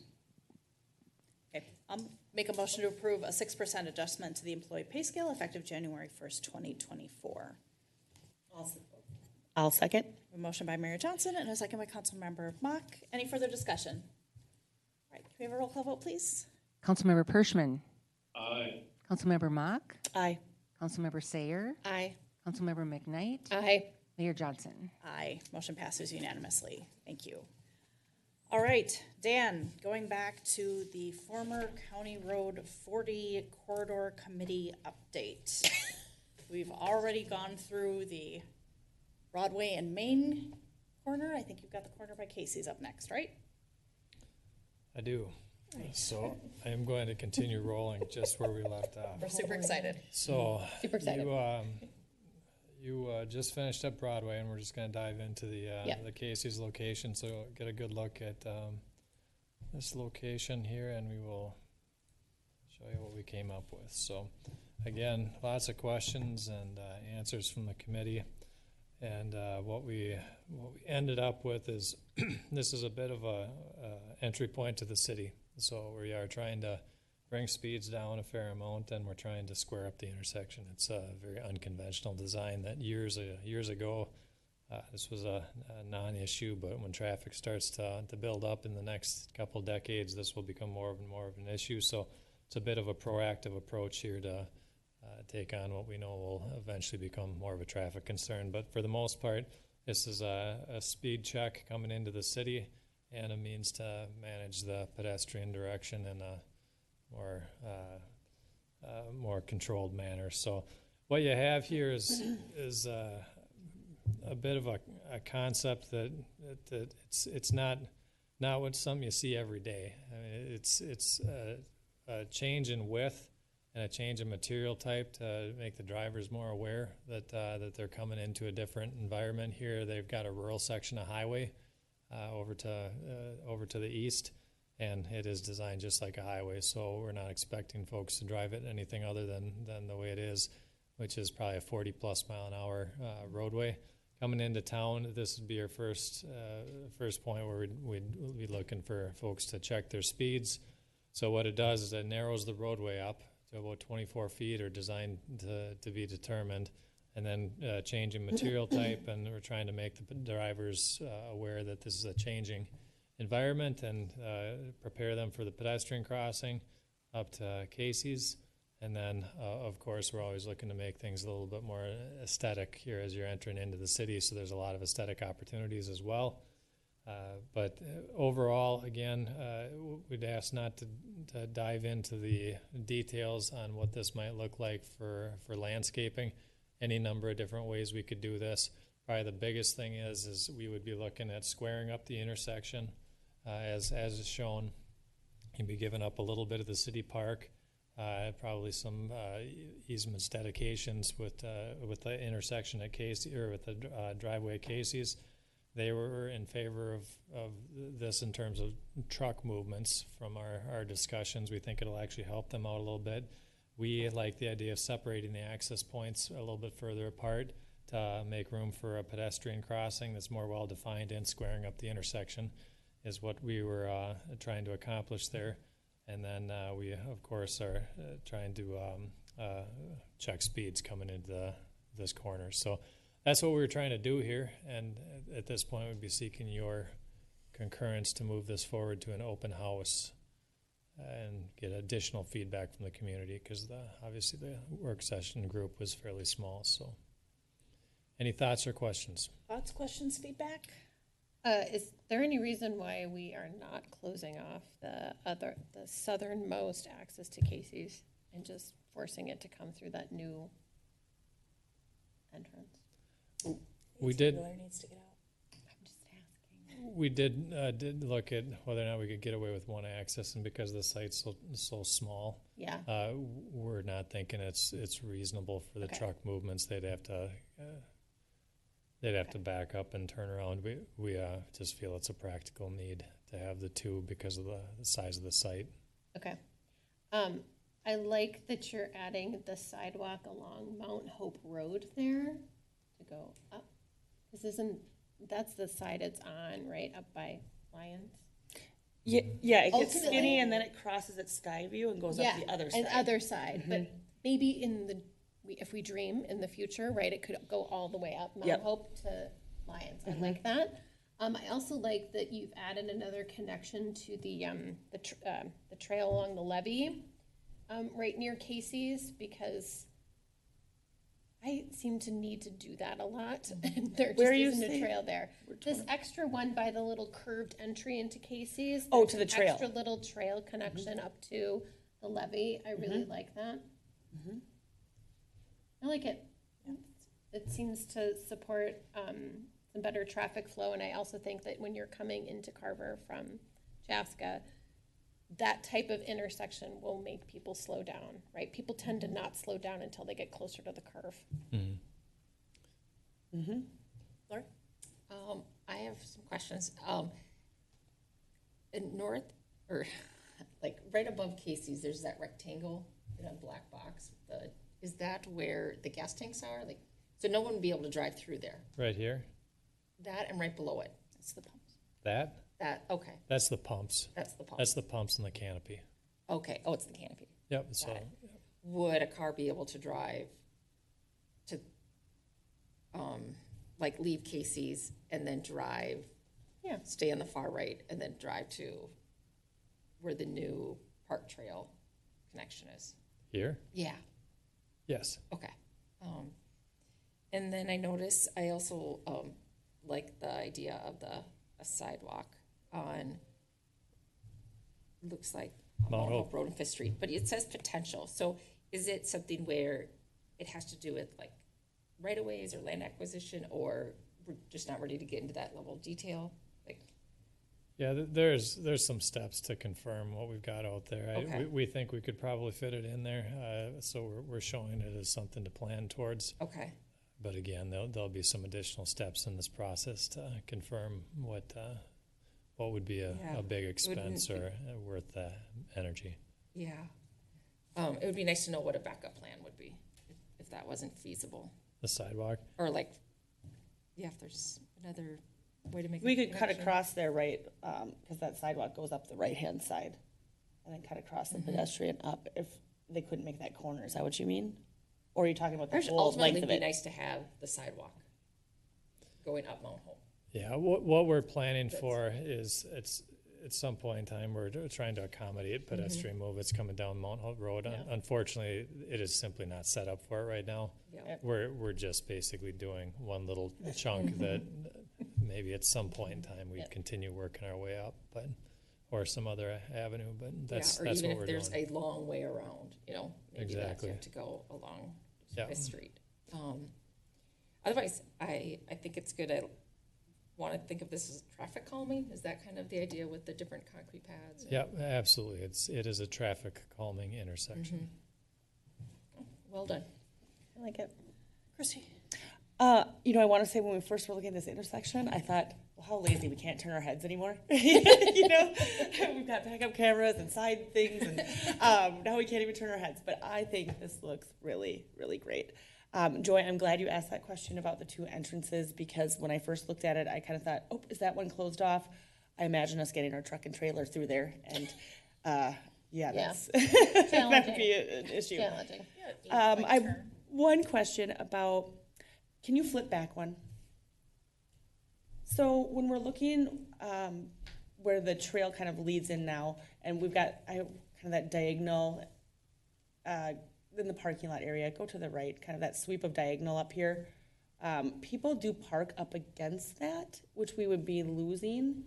So when you flip to the next one, is there any opportunity in this green bubble to have some parking, or maybe up on the right-hand side? Was that enough length to have any angled parking in on the right hand next to the trail? Go to the right. Go to the right Go here. to your other right. Yeah, you're right. Let's see. And see where that little piece sticks out? Yep. Is there any possibility for any parking in here? Like I said, I know people do park there. I see it. People stop to go to the park, and it's the closest spot, and they jump out of the car and there, or on the trail when they're stopping for the trail. Yeah, those are a couple of good planning questions for how we'd lay this out, because that is city park property right now, and so we'd have to say, all right, well, we want to make this happen for multiple reasons, so we'd probably be working out how are we going to do this. Is it going to be easement, public, and then certainly parking could be built into it. And so again, it'll probably be a few options that we'd lay out and discuss with the gas station, and quite frankly, if it's city. That's your discretion. Sure. And like I said, they park and kind of go both ways. You'll see them, because Casey's really has very minimal parking up against the building.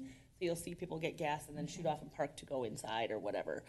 So just something to think about for the future, that although it's not marked as any kind of parking now, it just by nature is being used as that sometimes. Yeah, sure. There's a car in the area. Oh, there's a car in the area and the other. Well, there you go. There's your proof. Otherwise, that I have really no other comments after or beyond what everyone else has said. I think it's great. Eric?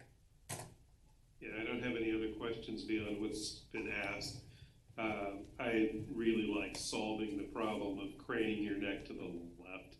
That's always been a bit of a worry for me too. So it's a huge improvement. The narrowing of the street to slow people down, hadn't considered that as a way to do that. So that's an interesting proposition. But no, I'm fine. I like this one too. I too asked about closing off that entrance, the southernmost entrance, because it seems like that's like now will be the new kind of tricky way to get in and out of there. But I like this a lot. I didn't see in my mind's eye what we were going to do to fix this intersection, but here it is, and it's reasonable, and it's pretty straightforward, and it looks great. I am beyond excited about that sidewalk up Mount Hope. That's really a third of the way in that really problematic area, with the trickiest 2/3 left to go, but it's a step in the right direction. And we've done that walking study, and this is one of the remaining areas that's just really, really tricky and hard to get through. So I'm excited about that, but at the risk of missing the main thing, I think the intersection looks really, really great. So gets a thumbs up for me. Okay. But I think I heard 5 thumbs up. Oh, yeah. Okay, Okay. so ready for open house. Ready for open house. We'll get some additional feedback. So what you're seeing now is to the west up County Road 40, which we will soon be talking about at some point as to what do you want to continue calling that in the future now that it's a city road. But for now, we've gotten used to 40. So we talked a lot about how would we connect a trail to the west, and so there's really only a couple different ways we can get this done. We could go off-site, out of the corridor, and get into the U.S. Fish and Wildlife property.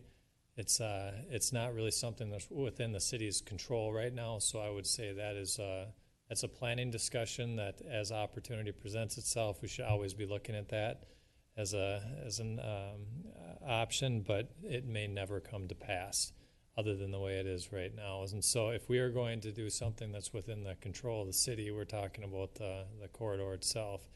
And so we've looked at a couple different things. We looked at expanding the road and making bikeable shoulders, in which case we'd have to widen to both sides.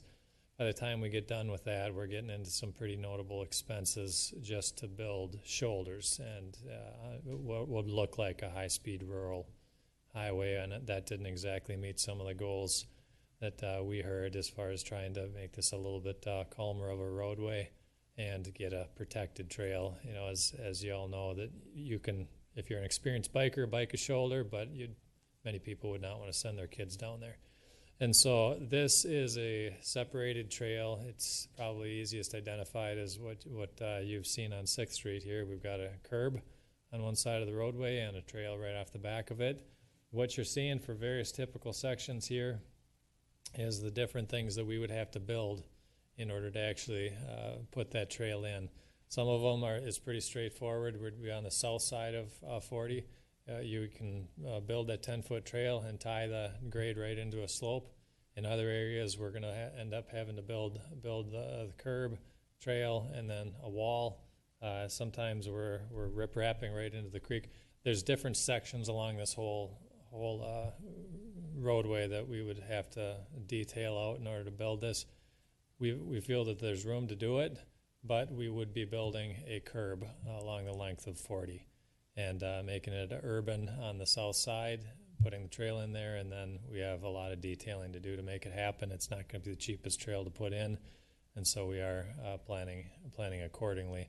So that is where we would head with the trail connection, and there's a lot of details to be worked out on that, but that would be the next step. Do you support this vision for the open house discussion and any other costing we needed to do to find out what type of funding would be needed to program for this? Gets a thumbs up from me. Yeah, I guess I really didn't notice the curb until you really pointed it out, because I mean, obviously I bike that a lot, and to feel 10-foot wide trail is lovely, but just to feel that little bit of separation from the road and having a curb there, I think me and as a parent, right, gives me some feeling of safety, right, some division between the car space and the people space. So I really like that, because I know there's not a lot of space to work with. So I fully support this. I realize there's a lot of different varying widths there with the creek, and so sometimes you're going to have trees, sometimes you're not. You're going to have a retaining wall. All those sorts of things are going to be in there. A couple of questions or things to think about. I know drainage is an issue on that road in many different locations, so I'm assuming that curbing would mean some sort of stormwater maintenance of, okay. Yes. Perfect. And then as we were looking at the Creekside Park, thinking about, I don't know how you're thinking about connecting the trail into the Carver Bluffs development and then also to the trail that will be future in the disc golf area through that park, because ultimately we'd like the trail to connect all the way to JCP. Mm-hmm. And my assumption is it's going to go stop at Carver Bluffs and then go into the park and then connect to. You'd have to put a bridge in then, because the piece that's next to the bridge that goes up to the parkway, that's That's outlot. It's owned by the Carver Bluffs Homeowners Association. Right, but that's going to be part of. No, that is just HOA property. Yeah, that's not ours. No. So we can't cross that unless we have permission from the HOA. Okay, so there would be no connection from this trail along 40 into Creekside Park. That's what I'm hearing.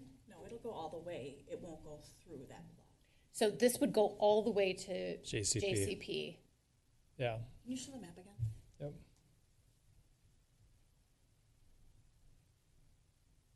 Let's see. Yeah, I think this is going to be the best. So the trail would go all the way. Yep, all the How way does up. that impact what we're doing with the Creekside Park and the restoration of the creek? So the trail will be along 40 completely, so it won't touch the site, it won't touch the creek. What if we have to remove trees and stuff for this plan? Most of the restoration is on the south side of the creek, so Okay. We would work with Great River Greening to make sure everything checks out. We don't want to destroy any of the work that they're doing, but Aaron, We're adding Schmidt, stuff yeah. where it would be ripped out by. We've the- shared these okay. plans with the group that's working on the Creekside Park site, so I don't know what it'll look like at the end Okay. of the day, but we have shared the information with Okay, both groups. okay, it doesn't conflict with it. Okay, that's what I was trying to wrap my head around. Okay, I didn't realize it was gonna go all the way to GCP. That's fantastic. Well, it'll go as far as you tell us you want it to go, I guess. I'd like it to connect somehow trail from downtown to JCP without having to go through the bluffs. But Right kinda- now, we'd lay it out to 11 and see what it Yeah. looks like. Okay, kind of to Joy's question, I suppose we would need a bridge, but is there any opportunity to, once it gets to the Creekside property, to cut over and to go through there? You can cross the creek. It's precast bridges. Again, it's You'd just have a to have a dollar bridge. amount that if we have it, it's not too difficult to get a short bridge across the creek is the answer, but It's just the money. it's just the money. It's just the money, but even if you extend it all the way to JCP, it's only a short distance on a very flat surface to then turn around and go into the to the Creekside Park. entrance. So that seems completely reasonable to me. Okay, Yeah, part of the layout process that we detail out should this be supported. okay. Awesome. Any other questions? Eric, anything from you? Eric's shaking his head. Nothing Okay. for me. Thumbs up from you? Thumbs up? Yes, thumbs up. Thumbs up? I have a question here. Go ahead. Okay, so when we are looking at the width of the trail, so it's 10 feet, and we know it's a tight squeeze in there, and we do have the curb separation from the road. Is there a reason we didn't look at an 8-foot trail in order to buy ourselves a little bit more space in there? I told them to run with a 10-foot trail because I'd rather be a little bit more conservative on our layout here as we're saying, does this fit? We can go 8 foot, 2 foot on each side. Those are the rules here for a trail. So the answer is we can consider that moving forward, and we might have to depending on what we run into as we detail this out. So we'd like to get a 10-foot in there. It's a little bit more, well, it's just a little bit more flexible here for two-way biking and such. Okay. What's on 6th Street? 6th Street is just under 6 feet, isn't it? Well, that's That's an old, but yeah. we I don't know. make clear zone on that, but it's I believe we've got 10 feet on that, but it has to be considered a walkway. Because what it's is the width of the 6th Street trail? Part of that is 2 feet on each side is the clear zone. It gets a little complicated because it's a paved surface, but you can't acknowledge all of that being the trail itself. Okay. You need 2 feet on each side. What is the width of the 6th Street trail? Do we know? Is it just under 6 feet? No, it's gonna be 8. It's gonna be 10. We got 10 feet on that one. I know it was widened with this project. I don't know if we know the exact number. Okay. But it was widened with this last project. Okay. It's Thank not. you. That's what I was It's trying not to get to. 6. It's not the That I'm old width, positive it's- of. It's going to be 8, and then we've got 2 feet on the outside. I can look it up for you No, before that's we fine. leave. We got it. We got there. Thank Okay. you. That, I guess, is all I have.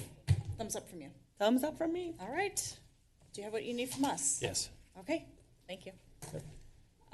Communications, does anyone want to discuss the May monthly reports? All right, hearing none. City manager updates. Yeah, thank you. Just jumping back to the committee's work, just a couple of maybe not so fun things to talk about, like when it comes to money, we've started working with kind of Bolton and Mix specialists for funding, so we'd be looking at, once we kind of move through the process and have a set design, applying for a grant similar to 6th Street, the local road improvement program. We have county dollars. We're going to be, we could use, since we've added that section to our state aid road system, we could use some funding from our state aid account. There'll, depending upon how we fare with grant, there may, and we can vet this out through our long-term plan process, but depending upon the final scope the council agrees to, there'd likely be some type of like bonding authority or bond sale that you'd need to consider if you'd want to do the full plan. Again, maybe you get funding for the whole thing, but I just wanted to kind of lay that groundwork out there that the plan that you see here is great, and there'll be some changes made as we go through the process, but I don't want to leave the council thinking that the money that we got from the county will fund what you saw here. And then also to add on, because it'll likely be a question you get even before we get to the engagement, there's none of this project relies on any special assessments or a 429 process. So all the improvements that you see would be funded through those financing buckets that I just mentioned. Is that clear? Yeah. And it can be staged, right? There's nothing that's saying we have to do the whole project at once. Correct. Our road. It's all ours. We'll improve it if we want. Right. So some updates to share. I'm going to kind of throw it over to Lynn since she's here. But we've started work on our software implementation, so I'll ask Lynn to give a short update.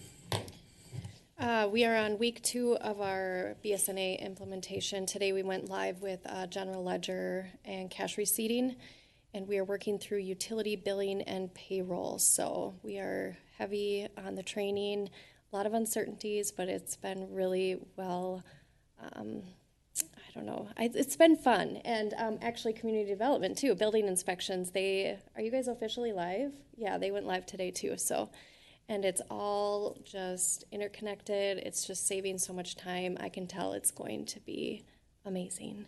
So I'm really anxious to also on July 24th is when utility billing will be live, as well as our new payment processor, Invoice Cloud. So if anybody wants a preview of that before then, just stop by and I would be happy to pop onto our test site and show you what that's going to look like from the customer side.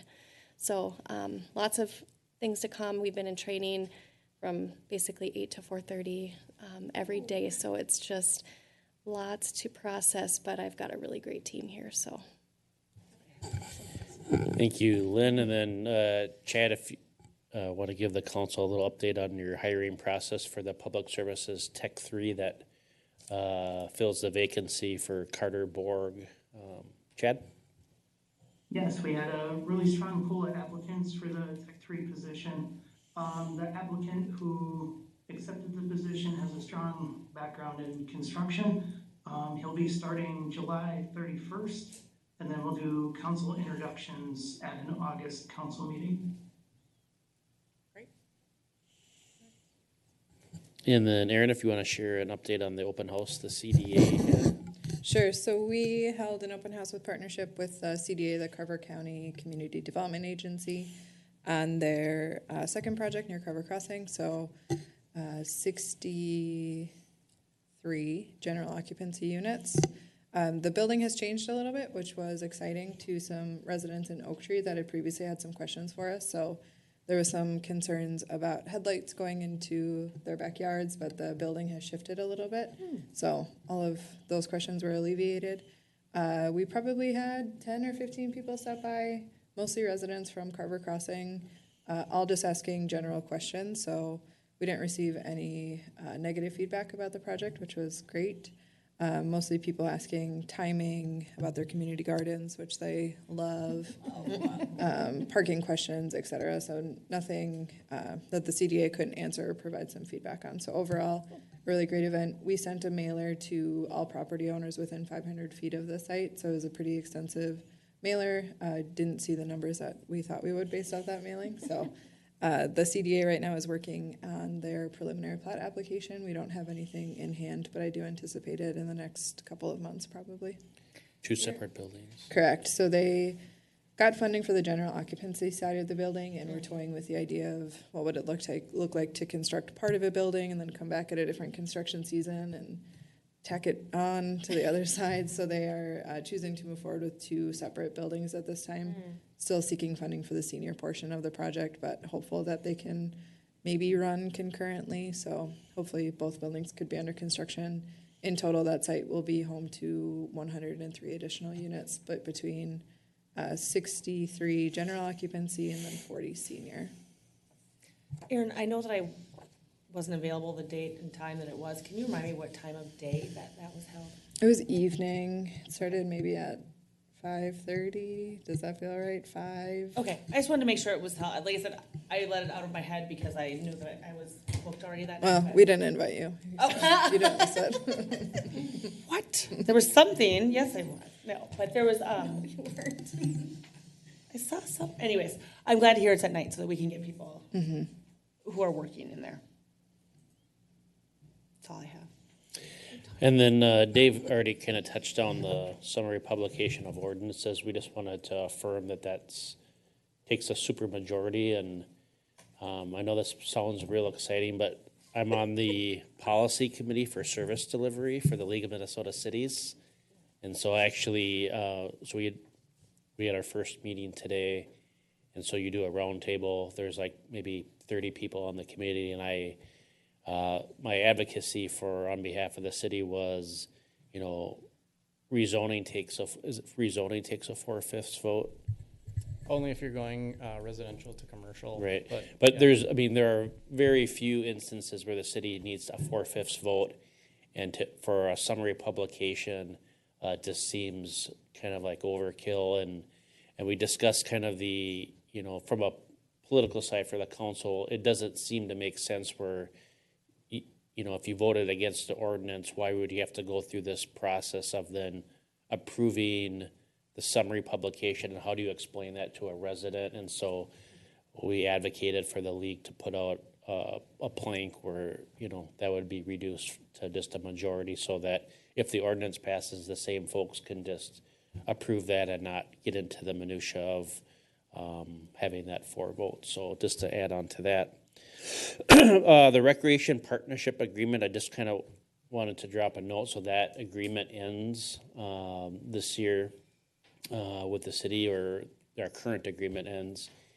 And so wanted to kind of get the council thinking about, not just short term about how you want that agreement to look like, but long term. And I've taken the initiative. I connected with Matt Podorowski, the city administrator in Chaska, understanding that Chaska is looking at it's tens of millions of dollars of investment into a revitalized community center, and invited Matt and Marshall, I forgot Marshall's last name now, but their Park and Rec director, to come out and just show the council the plans. And the Chaska hasn't offered this, but I think their choice to invest eventually, I don't know if they've approved it or not, is going to put the Carver City Council in a position to determine what you want recreation to look like going forward. Because in my experience, when you see a community make a big investment, my assumption is at some point they're going to look at our current partnership agreement differently. And so, and they're talking about 2028, 2029, so don't feel like this is like tomorrow. But I would be surprised if they didn't come and want to change how that agreement looks toward the end of the decade.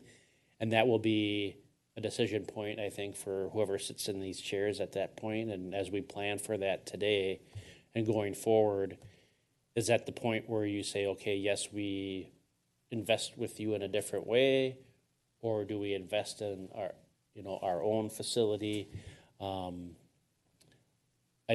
I can't see a scenario where, let's just say it's a $50 million facility where they say, okay, you pay $70,000 for resident rates and that'll get you there. So it's just, the dynamic is bound to change. And so I don't want to give you a cautionary tale other than this to say maybe let's start thinking about it. And if you have things to think about related to it,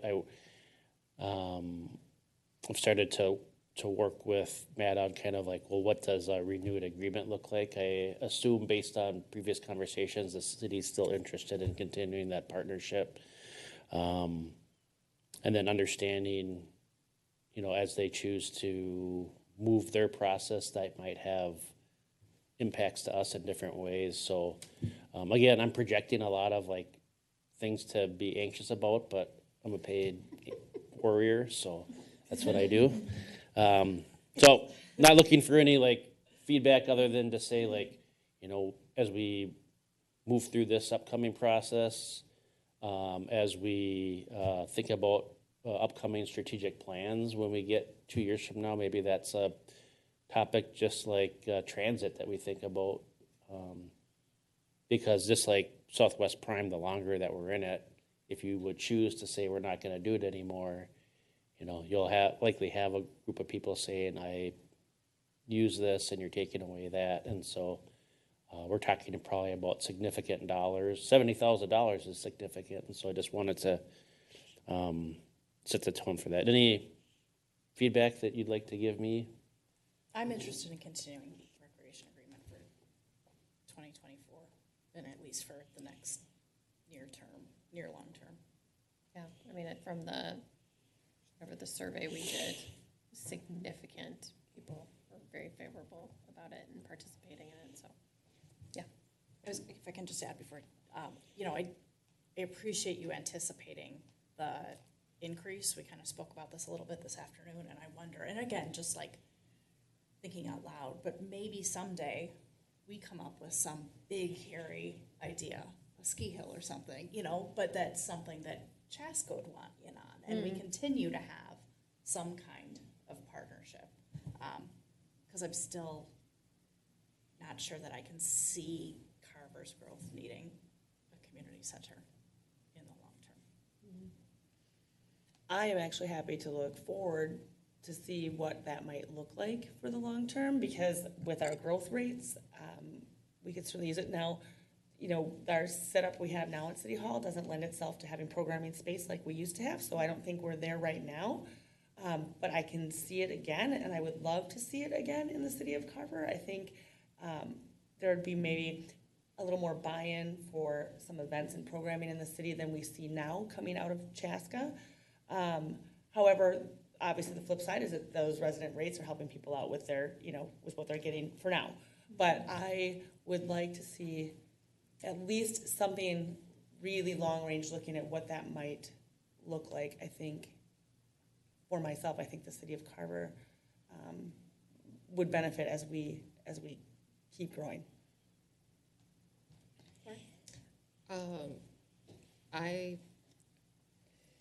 Short term, definitely, like the agreement that we have, and I think the residents really like it too.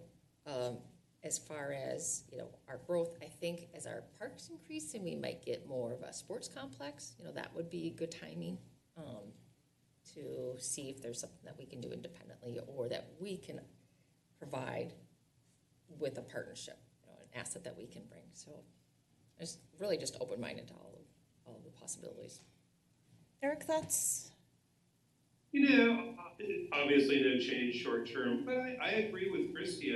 I'm kind of looking forward to that point where we start bringing some of those services back to Carver, and I'd like to be looking at that long term as well.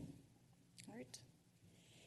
And then a follow-up, a number of months ago, the city had a kind of a review of our street maintenance project, and at the time we were considering a pedestrian crossing with the 2023 project. We pushed 4th Street back, which then consequently pushed the pedestrian crossing conversation back, but we had resident Eric and Danielle Watkins come and express some concerns. Our engineering team set up a site visit where we looked at the right-of-way. And so based on kind of that site visit, kind of 2 things became apparent. One, likelihood of a retaining wall and a potential, I would call it a not adverse, but an impact to the Watkins property as it relates to how it sits now. Also, I would say equally consequential is thinking about the pedestrian movements from the downtown as people are walking up 4th Street. The idea, if we were really trying to make this safe connection to community park, that folks would then walk down to Reescraft, Gilfillan, cross at that intersection, and then double back, is not likely that they would still kind of cut across at High Street. And so as a team, based on that data, we shared this with Erica and Danielle this morning in an email that, again, conceptually, and you'd see this in our kickoff notes, but that we would move toward a crossing at High Street and 4th Street West with some to be determined enhanced pedestrian crossing feature as we're crossing into the park. So focus less on, the signage you see. That would be based on feedback given by the council and some engineering recommendations. The headline here is that, moving away from the crossing at the Reescraft, Gilfillan, and 4th intersection back to High Street. So wanted to share that update. And then finally, the city council hasn't for, I would say, at least 5 years looked at city council pay. And so there can be strong feelings related to that. And so before we did any work, sometimes councils have said, we don't even want to talk about it. And so a kind of a point that's probably not really self-evident is so council's pay is adopted via ordinance. And the way state law works is if you change your pay, it doesn't become effective until the next general election. And so if you would choose to change the pay, it wouldn't become in effect until after the 2024 general election. I don't know if it's the first of the year following or the following meeting. It's the statute says it can't take effect until after the election, so theoretically it could take place or could take effect right after the election. Most cities just say, because I think the intent of the statute is to wait until the new council members come in, if there are any. Most cities hold off or set it up so that it doesn't take effect until January, but there are some that have done it the other way, and I think that's consistent with the law. And so, one, this was an opportunity to have that discussion with the council. Do you want to have the discussion so you're not deciding anything? But then 2, it kind of sneakily gave us an opportunity to look at the proposed Pierce City cohort to kind of give you an example of how this might work. And again, not locked into, you're not bossed around by the average and what other cities do, but it maybe helps shape your opinion of that issue and this issue. One of the pieces, just kind of a historical comment, is the council switched its structure from, they get paid for council meetings, obviously, but part of it was kind of a logistics kind of headache where council members would keep track of individual meetings, and it added a lot of pressure, frankly, to the city council appointments, because those were the only meetings that council could get paid for. Those were the approved meetings, and so, for lack of a better word, the council switched to more of a salaried piece. And it was great. It was really cumbersome before, and having to remember, okay, so we did have an HBC this month, we didn't, and then you got to report it to Kathy, and this is a much better model. Right. And to bring in a teacher, much simpler. So as you can see, that I just wanted to make that note for some of our newer members on the council. You'll see the per meeting or event. Other cities will do that differently.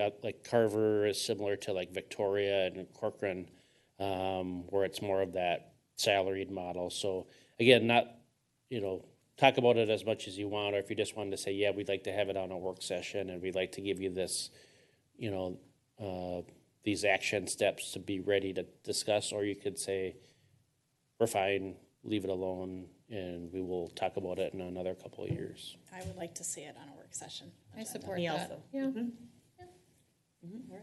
Yes, it's been 5 years. Eric, we have 4 thumbs up. This is not a priority for me, but I'm not going to say no. You know, you have all been part of council longer than I have, so I'll let you be the subject matter experts here. Do you need or want any more information other than what I've presented? I mean, I'll put it together in a memo, but Chaska, shocking. Yeah, no, that's funny. Here's what, we took Chaska out. Here's where we put Chaska in. Yeah. Just kidding. Brent, I would like to see if they're getting, like, let's say Jordan, if they're getting an extra 50 per meeting or event, am I reading that right? What that actually equals out at the end of the year? I mean, they're getting that for council meetings, right? So even if we just use the council meeting scenario and not every commission they might be on, can we just have that math? So if it's 4,800 and then they're making, or, you know, it's 5,000 more dollars, just so we get a true snapshot of what's coming. would you be okay? Here's that's my nonverbal was thinking about how to ask for that. Like, so the easy way for us to get that is we could go to their general fund budget and find how much they're budgeting for council salaries. The intricate way, which I feel like maybe you're asking for, is we'd have to go to each city, and because each council member is going to be different because they attend different meetings and events, and so there could be a wide variance. Go to the budget. Okay. Or I could probably help summarize this a little bit. Just working at a previous city too, we paid an additional amount to each council member who sat on a commission, and I think that's kind of what they're getting at there. So I would say 1 a month is probably, and sometimes 2. That was about average for what our council members did. Because I mean, if you think planning, Commission on Aging. We already did. I mean, we've done this EDA. before. We already did this where we had So it's meetings. Yep. $50 a month, right? Or it's $100 a month. That would be max per council member. But to piggyback on Lynn's comments, we could show our total budget and then their total budget, and then you could decipher that. Mm-hmm. That sounds good. All right. Double thumbs up. Double thumbs up. Okay. Is that your last one? Okay. All right. Joy. I don't have any updates. Lori. Not an update, but just want to say thank you to those that contributed for some donations to the city. It was in the packet. Oh, yeah. Like, I looked at the, so thank you, Lions, for the park benches. Like, I think it's great when you can have really nice ones, but, like, personally, I wouldn't, like, pay that amount. But that's great for the city. So they provided some nice park benches. And then, too, Fleet Farm donate some topsoil. This has come up a lot today, community gardens. But that's a thing too, where it's just kind of a small group, and it's hard to say, okay, yeah, we're going to spend the city's money on it. So thank you to Fleet Farm also. Can I just let you know, Lori, for those benches, they were actually, the money raised for them was through a plastic recycling program, and we could get one every so many, 6, 8 months, whatever it is. So we actually, the Lions, we collected plastic bags and recycled some 600 pounds of bags in order to get those composite benches, something like that. It looks like a lot of drop-offs by, well, no, they swished out real small. But, yeah. So, Aaron, it was a CDA housing roundtable that I was thinking of. There we go. We didn't have an HPC meeting this month, and that is all I have. All right. Eric, updates? No updates. Also, my gratitude for the Lions and Fleet Farm for their contributions. And then thank you, folks, for putting up with me being remote and the time delay.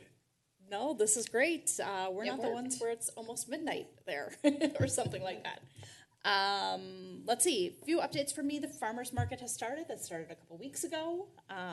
It's a good thing. Please go by and shop there. We had a Southwest Transportation Commission board meeting. It was hosted here in the city of Carver. It was the week before the 4th of July, and I have got some information here to share with you guys. If you guys are interested in the 2023 session wrap-up, I can leave these here if you want to take a look. Just from a transportation perspective, I think we all know that the legislature was very, very, very generous this year, and a lot of projects, including some big ones in Carver County, including, 82nd, 86th, 80-something, 5th Street, Highway 5, 82nd Street. But some big money coming towards Carver County counties. Big day last Wednesday in the city of Carver for ribbon cuttings. We were super excited. At 9 a.m. we helped Mizzy's open their Carver location, which was super fun. Then later that evening, we opened the expansion area to Ironwood Park with the ribbon cutting there. Thanks to Erin for all of her help on both projects. On Thursday, as I mentioned, I visited with folks at Carver Crossing. It's always a really good group. Lots of questions about the new building, which I shared Allison's contact information so that they could go direct to her questions about the community gardens, but just a really good group. Let's see. I think that is it for my list. So with that, I would entertain a motion to adjourn. I'll make a motion to adjourn. A motion by Councilmember McKnight. I'll second. That y'all wanted to stay here all night. And a second by Councilmember Mock. Can we get a roll call vote? Councilmember Pershman. Aye. Councilmember Mock. Aye. Councilmember Sayer. Aye. Councilmember McKnight. Aye. Mayor Johnson. Aye. Motion passes unanimously. Good night, everybody.